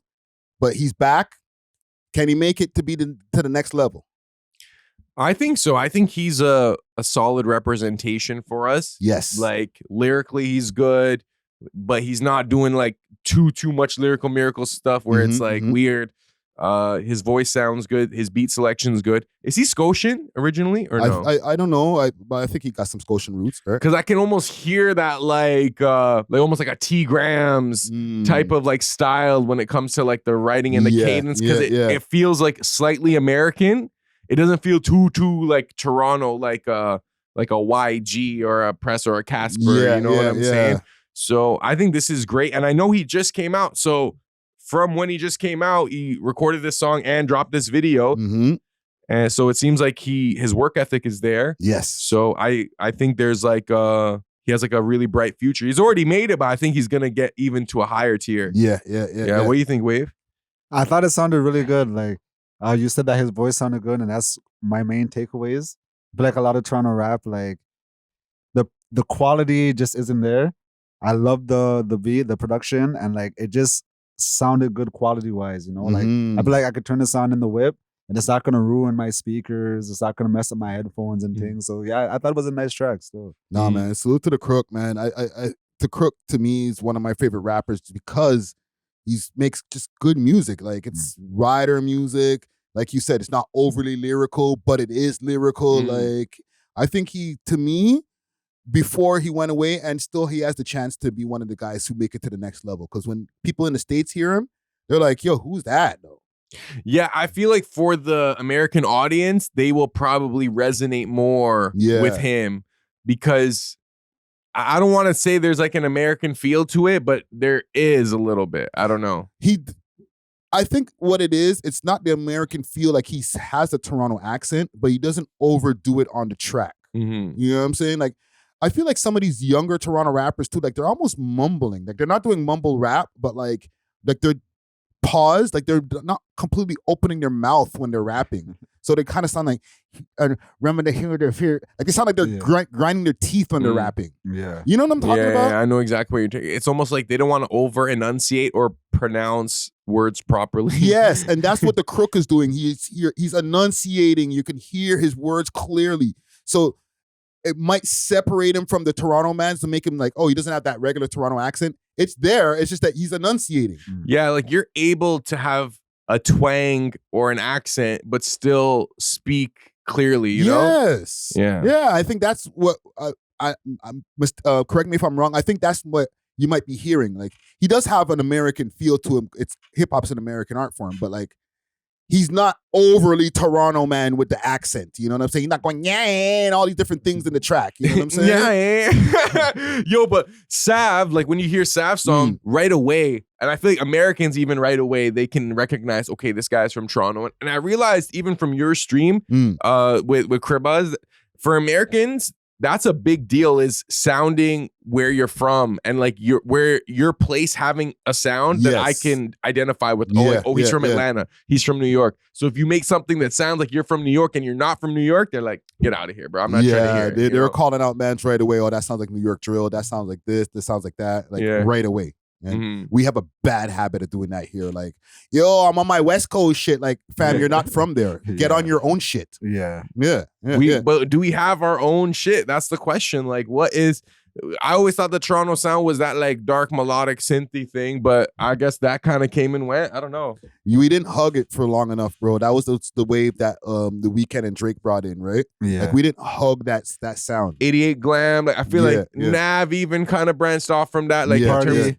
Yeah, that big party on it. Yeah, Killy. I feel like the beats Killy was going on for a little bit. It had that like dark R&B but trappy. I don't know. Yeah, we moved away from that too quickly, where it was like people forget that was a sound that originated in Toronto. Yo, should Toronto even like drill, right? Like that is a general like genre, or did that start in Chicago, or did that start in UK? Like I thought it was a UK thing at first. It's a Chicago thing that went over to the UK and then evolved when they mixed the UK beats with it. You know what I'm saying? Like it went from Chicago, I think. Yeah. Then went to New York, and then New York took the drill from the UK, like the beats from the UK, and then we got what we got now. Because the Chicago mans were just rapping over whatever different beats and stuff like that. Because Chief Keef does not sound like how drill is today. Exactly. Yeah. But I think it's when the New York guys got involved and said, okay, I want to start getting beats from the UK guys. Then we got the full drill sound. So what was the original Toronto drill song? Like, there was no. What introduced drill to Toronto? What were the tracks? I'm gonna lean on Robin Banks or like pressing them, man. Black Challenger or something. Yeah, shit like that. But was that? I feel like that was more trap. Like in terms of the beat, you know, it's more trap. And he wasn't really talking about sliding on mans on that one. Yeah, that's true too, man. Is it Sav? Is Sav kind of like? Nah. There's mans talking about sliding on like specific mans before it. K-Money and those guys were sliding on people on their tracks from time, bro. What makes it a drill song? Is it the content that they're speaking about, or is it the sound of the beat or the pace? Okay, it's the content, and because that UK sounding of the beats became so popular, a lot of people are associated with that. But like, if you go back to Chief Keef and those guys again, they didn't have nothing like that. They were just like, yo, we don't like these guys over there. Yeah. You know what I'm saying? By name. We're smoking on them. All that stuff that we hate now. Like, it's just Chicago culture that spread, bro. Because they were doing, it's literally what it is. They're doing drills and then talking about it. That's why drill music. Yeah. Basically, do a drill and talk about it. Exactly. Yeah. I got another song here, and like I was saying, telling you guys before, this is the pièce de résistance, because it's a Smiley and Drake feature. Like, that's a big deal. I want to take a quick break from this episode to give a big shout out to Only Loud, Canada's one-stop shop for your favorite legacy brands and all things loud. Only Loud provides mail order delivery nationwide and same-day delivery to those in the Ottawa area. Check them out at onlyloud.ca or follow them on their socials, Instagram at onlyloudcanada or on Snapchat onlyloud.ca for more exclusive content. Only Loud is not just a product, it's a lifestyle. Big salute to the sponsors. Chia. You know what I'm saying? Like, Or it should be. It should be a big deal. I'll play a little bit of it, Mhm. and then I want to get you guys commentary. And Drake posted this on his Instagram. He did. Don't say a word, brother. Shorty see me and say, oh shit, girl, that's me. Gentlemen, so we have part 2 of the Drake and Smiley collabo. I would like to get your honest thoughts. Emphasis on the honest. I liked it.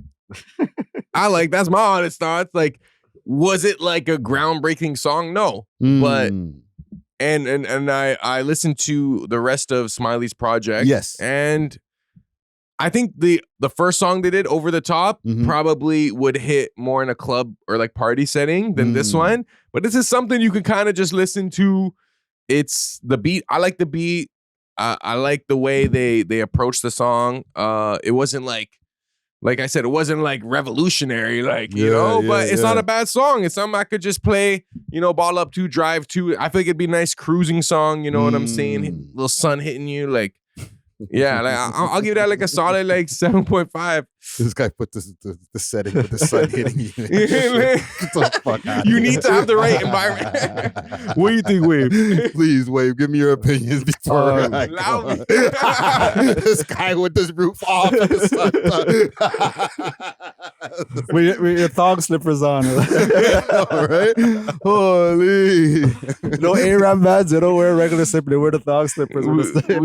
Yeah, we got to separate the big toe from the rest. This guy painted the picture, bro. Shades on. Okay, Wave. No hat. I don't know, when I heard Drake rapping, I just felt like that uncle that just learned the new slang. Oh no! He's trying to get every new word he just learned off. Because I'm trying to keep up with the I'm trying to keep up with the verse. I'm like, yo, what is broski saying right now? Like, I'm about to be 30 this year. Am I this far removed of what's going on? I don't know what a Maza is.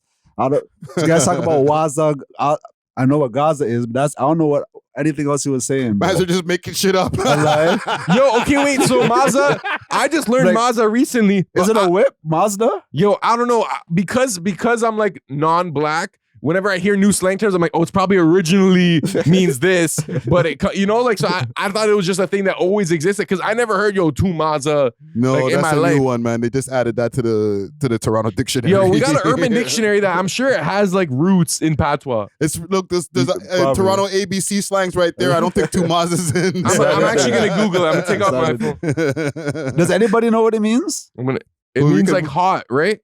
Two Maza. Hold on, I'll pull it up here. Let's see. Because I don't know, maybe I'm just out of the loop. I know that like Maza, I'm more of the dancehall scene. Oh no, okay, wait. This term is used to describe a situation that's bizarre, like something unbelievable happening that causes a very surreal feeling. I'm here on Google, right? Mr. Tu Maza. Maza has multiple meanings depending on the context. You can refer to a shared plate, style, dining, right? Oh, here it says Maza is short for amazing. I could see that. Oh, that's Maza. I don't think any of these are the definitions. Yeah.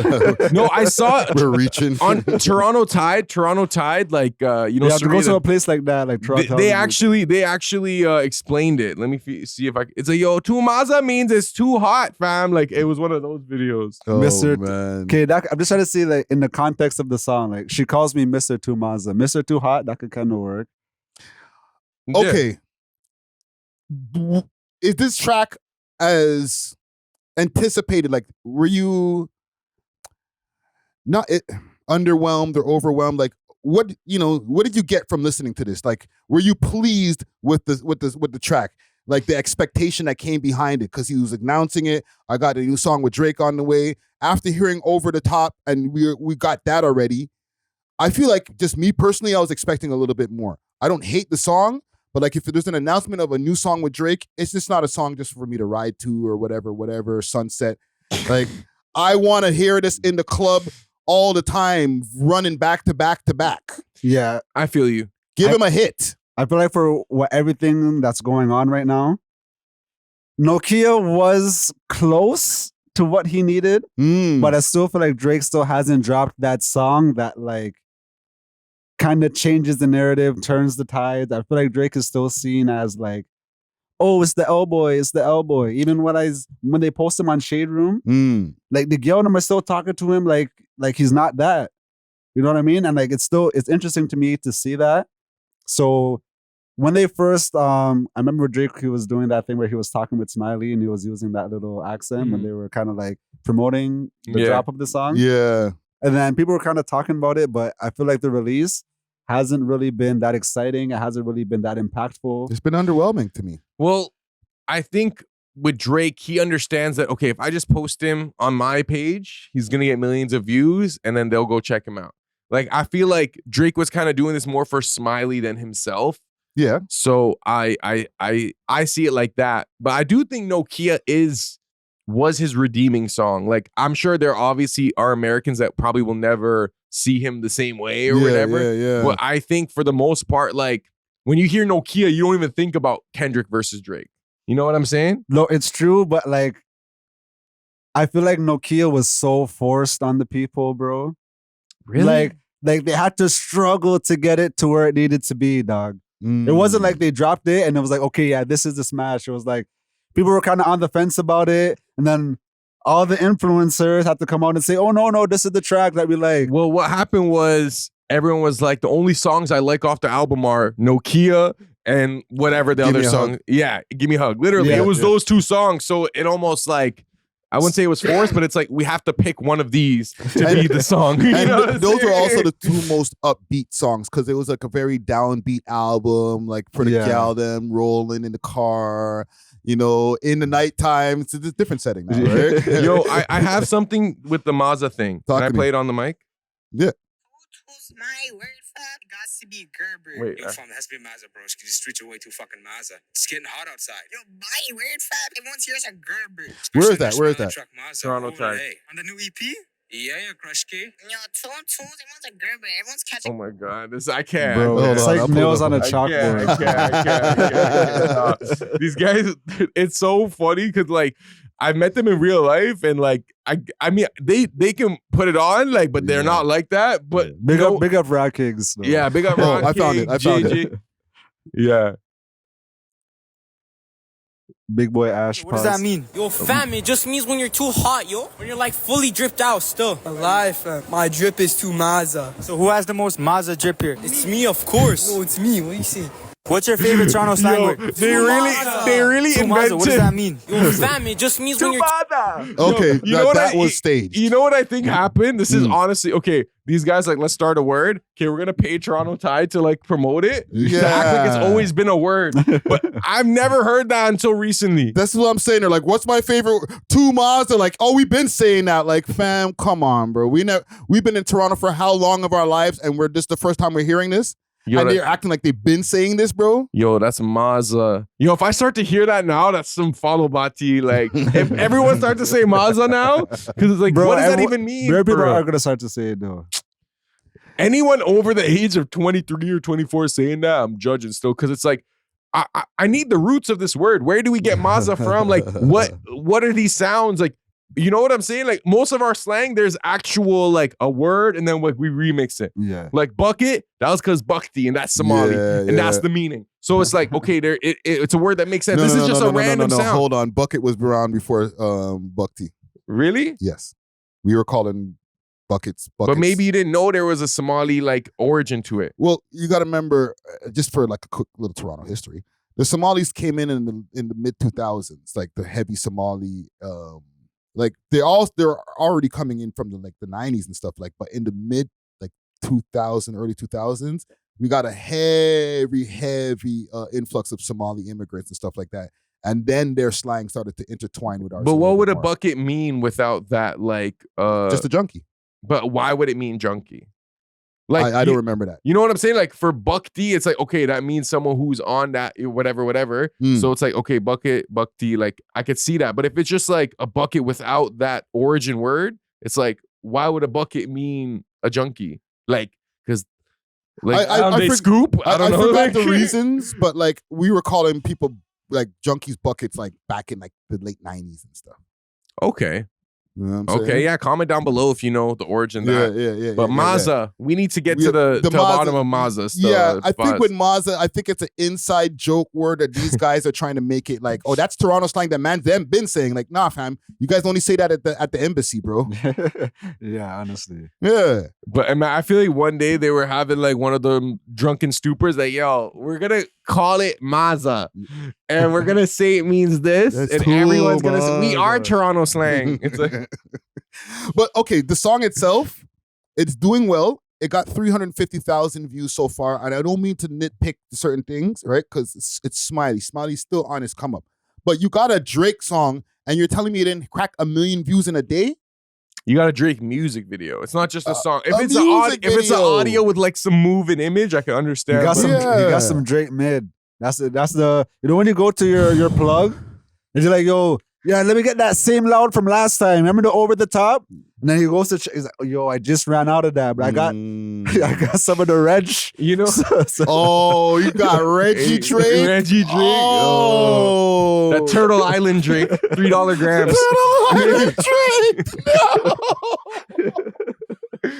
I'm sorry. $3 a bro. gram. Okay.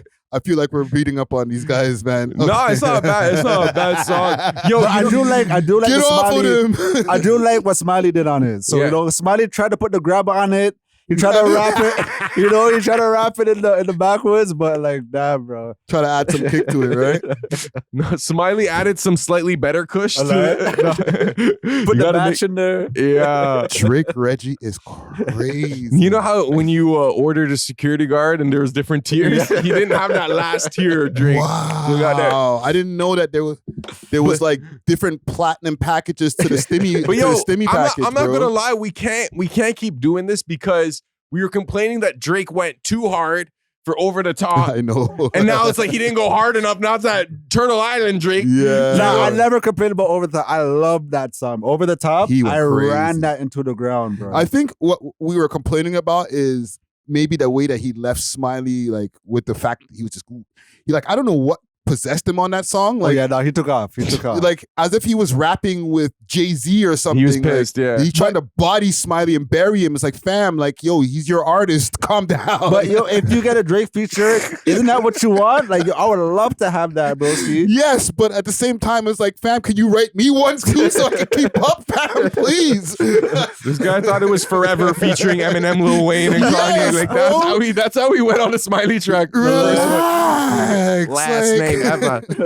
This guy's like just in the pocket. Like he went nuts. So Level nuts is just on too it. advanced. Bro, he's pissed off. He's pissed off. I was like, bro, why are you rapping so good, bro? Like, kind of like in the middle. You know what I mean? Meet Smiley halfway, bro. I'm not saying that Smiley's whack, but like he's not Drake level lyricism. So meet him halfway, fam. Or give him a bop, bro. That's what I feel like. Just give him a bop. Make him insert of 16 bars in there, barely had to do shit, and the song goes number 1 on the top 40, bro. Just give him a bop. It kind of reminds me of that video that went viral. There's some girl, it's her birthday, but her friend, I guess, looked better than her. So the girl was like, she's like, oh, how you gonna look better than me on my birthday? You have my man looking at you and all this next stuff. So I feel like it's kind of the same situation when Drake just takes off. It's like, it is your birthday. It is your song, though. Come on, fam. It's yours. You know what? You know what's so crazy? Drake did so good on the first song that if I was Smiley and I had to like show my girl like, yo, I got a song with Drake, I'd be like, I feel a little insecure because she's like, yo, he destroyed you. I'm just playing my parts. When Drake's part coming up, it's like at the beginning. I just skip right to my part. Don't worry about his part, baby. You know, Drake, he killed it as usual. But what do you think of mine? Yeah. So, as far as on a scale of 1 to 10, and then we can get off of this Smiley track, all right? Because I'm sure they're watching. Like, yo, get off of the fucking song now. Enough. Scale of 1 to 10. I gave it a 7.5. I feel like that might be like a pretty liberal rating, but I like it. Like I like Smiley's music, and I like the beat, and yeah. What about you, Natural? I was gonna give it a 5, but I'll give it a 6. Okay. Represent for the city, I'll give it a 6. Okay. I don't think I'll ever go back to it, but like, I like Smiley's part. And the beat was good. I'm gonna give it a 6 as well, and for the kind of the same reason as you, Natural, because I liked Drake's part, but like respectfully, you gave him the Drake Reggie, right? And Smiley did way better on this song than Drake. No, facts. Like when he started rapping, I was like, yo, he elevated the song. I feel like if Smiley came first, it would have made Drake's verse a little more like palatable. Because like, I don't know, Drake just coming in, but that heavy Toronto accent was just like kind of cringy, you know? But I feel like if Smiley kind of set it off, then we would have already had that kind of in the, you know what I mean? Yeah. What I will say is I feel like this song will come and go. I don't see this lasting in like the Toronto music pantheon for like years. Like you'll probably be able to DJ this maybe like in the next couple months. And then like in a couple years, it probably wouldn't slap. You know what I'm saying? It's just a current thing. Yeah. Well, salute to Smiley. You know what I'm saying? Keep doing your thing. Hope run it up, man, because like you got an album with a Drake feature, bro. You're golden right now. You're Gucci, as they say. You know what I'm saying? I got a story here about Sidhu Moose Wala. All right, R.I.P. to Sidhu Moose Wala. R.I.P. There's an update on his killer or alleged killer, Goldie Brar. I seen on Instagram he spoke out about the whole killing thing, right? So it says BBC drops a never heard audio call of Goldie Brar claiming Musiwala's ego got him killed. It's me, Goldie Brar. Yeah, I'm getting your messages from like around a year now. You are asking about Sidhu incident, right? Why it happened, how it happened. Yeah, I'm gonna tell you some incidents I know about. But गलतियां हम घर बैठे सी जड़ियां भी माफी नहीं हो सकती सी. It was either him or us. As simple as that. Did he say it was either him or us? Yeah, basically. These guys were in some deep shit just for like guys who were students and musicians, bro. Is he like locked up? Yes. Okay. You're making sure. Okay, I'll give my take now. Yeah. No, they locked him up like I think shortly after Sidhu Moose Wala's murder. Yo, I used to think that like these brown boys were soft. Yo, they would deliver your Uber Eats and then smoke you, bro. Like they're not playing out here. Like I used to think it was only the Sri Lankans you had to worry about because the whole Tamil Tiger things. But nah, like these guys, bro, they'll pull up in like a brand new whip that they just financed. They do the little Uber Eats thing, and then on the side, they're hustling crazy. Yes. They're big because they are like a warrior people, the Punjabis, like they like firearms. Bro, you know what I'm saying? 20 of them will split a crib. So like low overhead, they're making it bare. Yeah, so I see like the lifestyle that they're cultivating in Canada. I guess I'm not even talking about this yet. Well, as far as with Sidhu, right? Because he's an exchange student that came down here, he grew to prominence as a rapper, but he was still so politically involved with everything that was going on that like it became some gangster shit real quick. You know what I'm saying? Well, did it become gangster or was it already like that? Like, obviously it's in a different language, so we don't understand it. But when you look at the lyrics, like he's talking that talk, like he's like gun talk and like op talk and like, but in Punjabi, you know what I'm saying? Well, they're all talking that shit because look what happened with the guy AP Dillon the other day. His house got shot up, and they're all down. Like they're all the same crew, I think.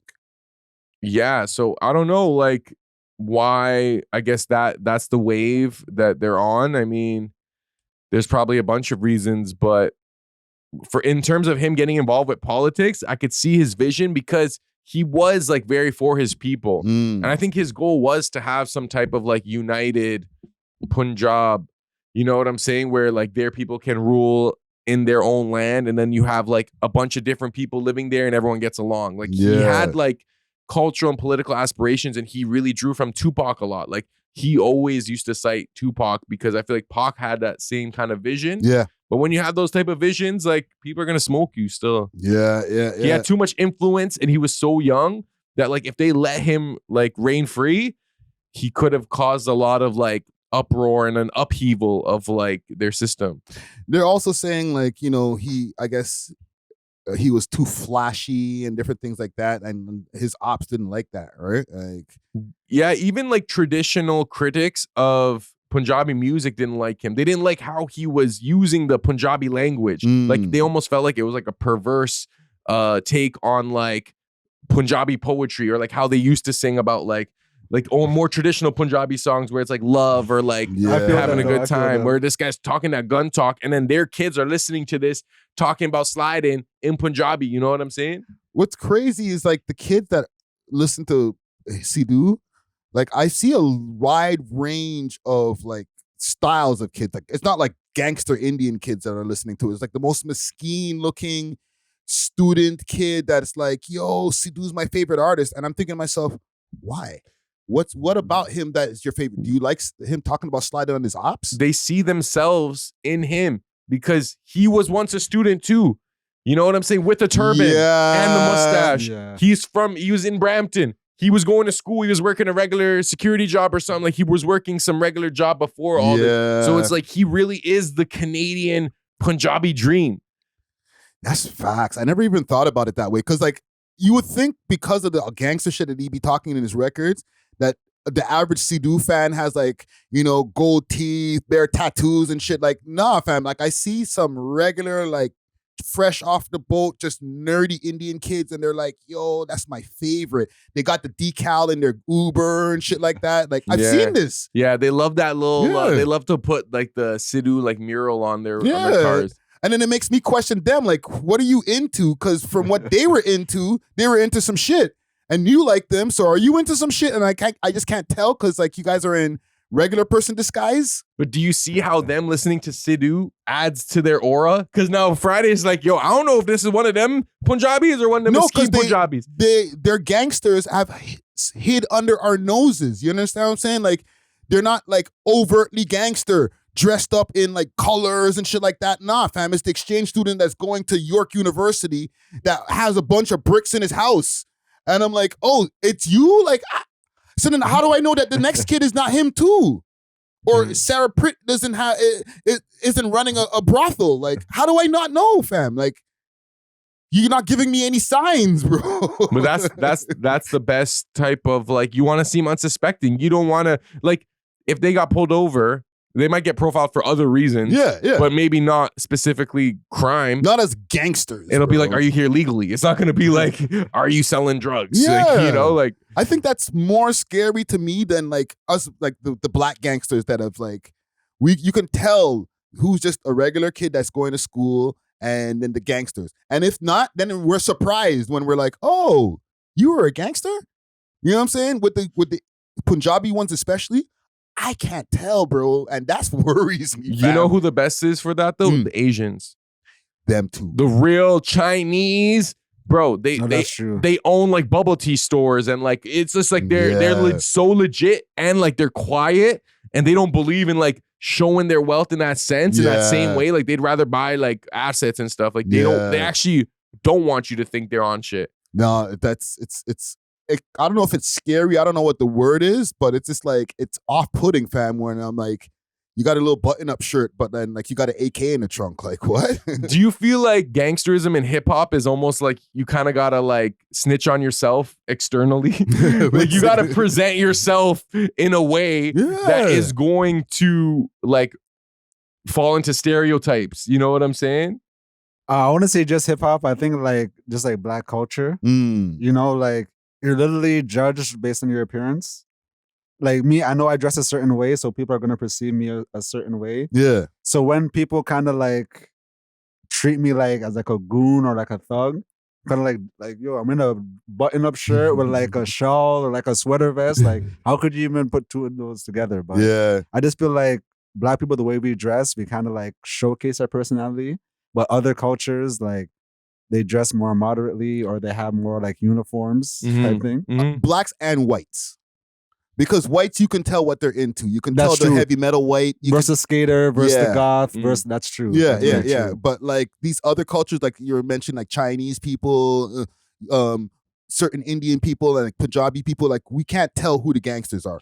But like you can tell the white gangster, like the the biker looking guy with the bare tats and all types of shit. You can tell, you want some shit. But I think a lot of cultures, especially the ones that are less like individualistic, like the West, like standing out isn't a good thing to an extent. You kind of want to blend in and seem like non-problematic and uniform, like you said. Like, you know, like it's almost like they value that more than you trying to be like this superstar when everyone is dressing like decent or modest, and you're like they don't like that. For them, it like breaks the status quo. Whereas in other cultures, it's like when you don't represent yourself with what you wear, now you look kind of like you have no sense of self. You don't know, like you're not a person. You're just like a NPC at that point. No, like we have full Bloods and Crip gangs. That's like if you can tell what gang you're in by the color you're wearing. Literally. Yeah. So it's like, like we literally, we're self-snitching in our look, bro. That's a crazy thing. I never thought that kind of got to stop. I feel like because it's almost like in order for like someone to prove that they're like a gangster that's up,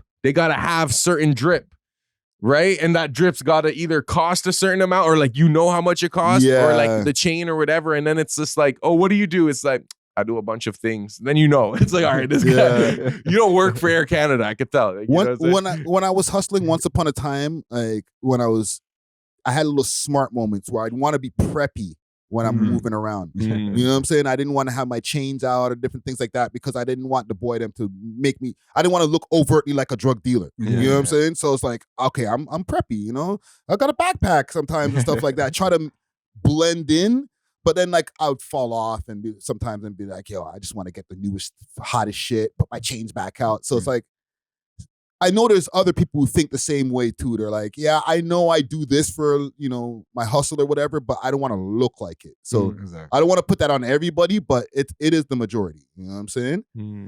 I got one more story for us here. And I think this is some news for the people them. Lady SB is home.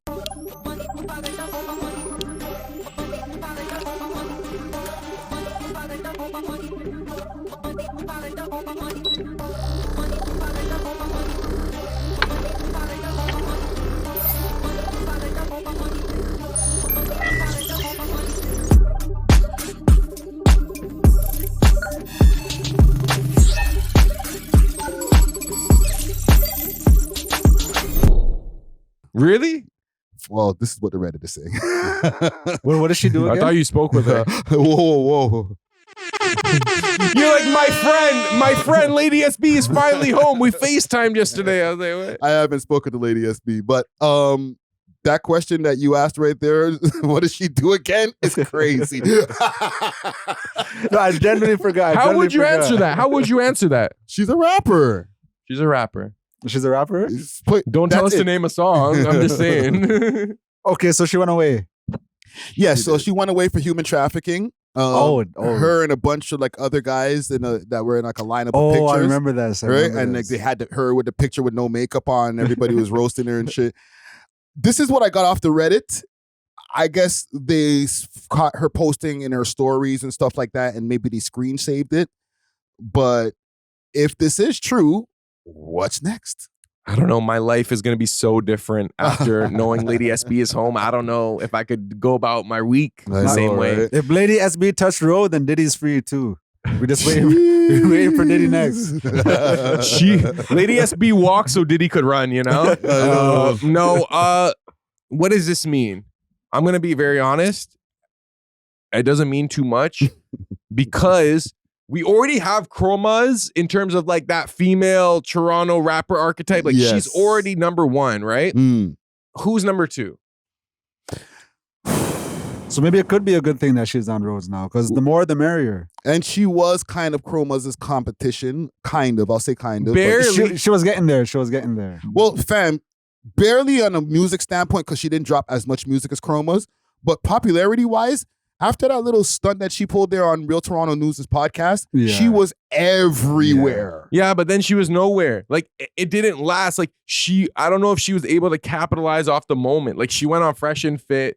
And like no jumper, but she was too like flip-floppy with the story. Like some people she's saying it didn't happen, it was scripted.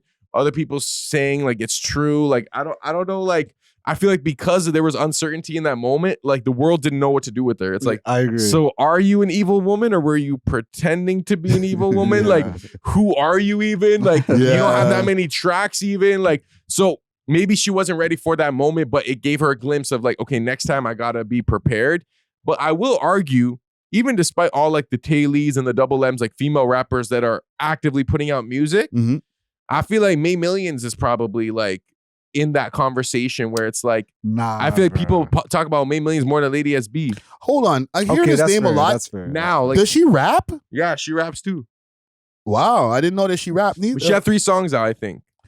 Okay, that's why. Yeah. Yeah. And like, obviously, I can't lie, like I've recorded her before, so I'm not gonna act like I'm completely unbiased, but I see the way people like react to her or like online, like her presence. And for someone that like has 3 songs and isn't, I'm like, how come like everyone's looking for like the next Chromas almost for Toronto? And I feel like it wasn't SB. I don't know if it's these other girls either. You know what I'm saying? So you're saying that SB, she can't really make a comeback, like nobody's gonna care. Well, I don't think people care already because like we're announcing it. I didn't really see it anywhere else. I could see. I don't think people care. If she were to like a collab with like Real Baddies of the Six and like do a season over there, that would be a perfect lane for her because you could tell she'll throw down. And I feel like in that world, she's probably high on the social hierarchy. Yes. And I feel like she could kind of not only create a bigger name for herself, but create a bigger name for the show. Maybe try to get some of the American market in, and then I feel like that it'll be like a mutual benefit, you know? That is the best idea I've heard with Lady SB because it's like the rap, okay, it's almost like this. It's like you look the way you look, so it's like we don't even want to hear you rap. We probably want to see you doing prawn. Yeah, you know what I'm saying? I'm going to be honest. Like the majority of people that are super tuned in, they probably want to see her get into that world. Maybe she doesn't want to get into that world. Maybe she just wants to do the OF thing, whatever. You know what I'm saying? Human trafficking. Allegedly. I hope she's done with that. I mean, so in terms of if we want to see her in that front-facing like content sense, it would have to be with like a Real Bad Girls of the Six. And I think it would suit her because I feel like I agree. She's brand name to an extent. So like girls might be getting at her, but she'll also stand on business. And she has like a whole new platform to like channel all that energy. You know what I'm saying? Because like, yeah, man, I don't know. You listen to her raps, right? You've heard. She doesn't have that much raps to listen to, bro. You're like acting like, oh, you know, album number 6. I'm still on that, man. Like, no, bro. She has like 3-4 songs. Like and, same way, like May Mills, maybe 5. And I've never heard like any of her songs anywhere. Yeah, she has that song there, Lamb Chop, and there's another song I don't remember, but like she doesn't have like a crazy catalog. Oh, Lamb Chop? Never heard it. I was about to say like, what? You heard that one? No, but like she's more of a character, respectfully, than like an artist. So maybe something like the Real Bad Girls of the Six, Love and Hip Hop, something like that would be perfect for her. You know what I'm saying? Like, it's just kind of weird because when you get that mugshot put up, and you're one of those people that do all of the work and all that and glam, that mugshot stays in people's head. You know what I'm saying? So it's like they kind of killed her with that, bro. Yeah, but I'm gonna be real, right? Like we're men at the end of the day. So if we seen SB walk in and she was looking put together, are you gonna be like, ew, I remember your mugshot? Like, you know what I'm saying? Like, we don't care. The girls who are hating on it either are hating on her because they want to be her and they can't, or they just hate her. You know what I'm saying? Yeah. And then the baddies will understand, yo, my mugshot, I didn't have my, you know what I'm saying? They would relate to it where it's like, well, girl, you still do your thing every time you do this, that. True. I do think for some reason though, like she does have appeal. Like I think people want to see her. We just don't know in what capacity. Like either it's some type of drama or like her looking hot or like trying to rap, you know what I'm saying? Yeah, no, but you are right. People do want to see what she will do. People are drawn to her. Yeah, and I think like there's only a few people in this world, like when we look at the overall like picture where it's like we're just drawn to them. We just want to see them. Like Rihanna. We don't care that she doesn't write her songs. We don't even care that she's not the craziest vocalist, but we're just drawn to like her voice, her aura, her image, you know? I'm not saying she's on that level. I'm just saying. I'm about to say Rihanna and Lady SB in the same sentence. Yeah. But you hear me, you know? Like, I hear you.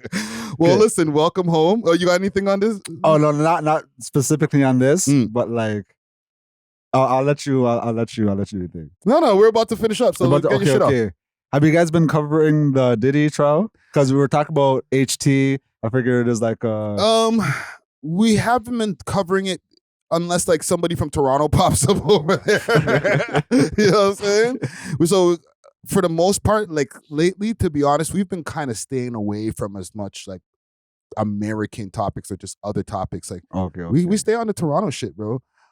One thing I will say before we get off of this, thank you to the audience. We're hitting 1.1 million views in a month for the channel. Oh wow, that's crazy. Yeah. So salute to the audience. Make sure to keep watching the videos, hit the like button, all that good YouTube stuff. But I think we got it for today. I think we can wrap it up, man. Thanks for watching. If you enjoyed this video, please make sure to check out these other videos on the screen and make sure to like and subscribe. We love hip hop.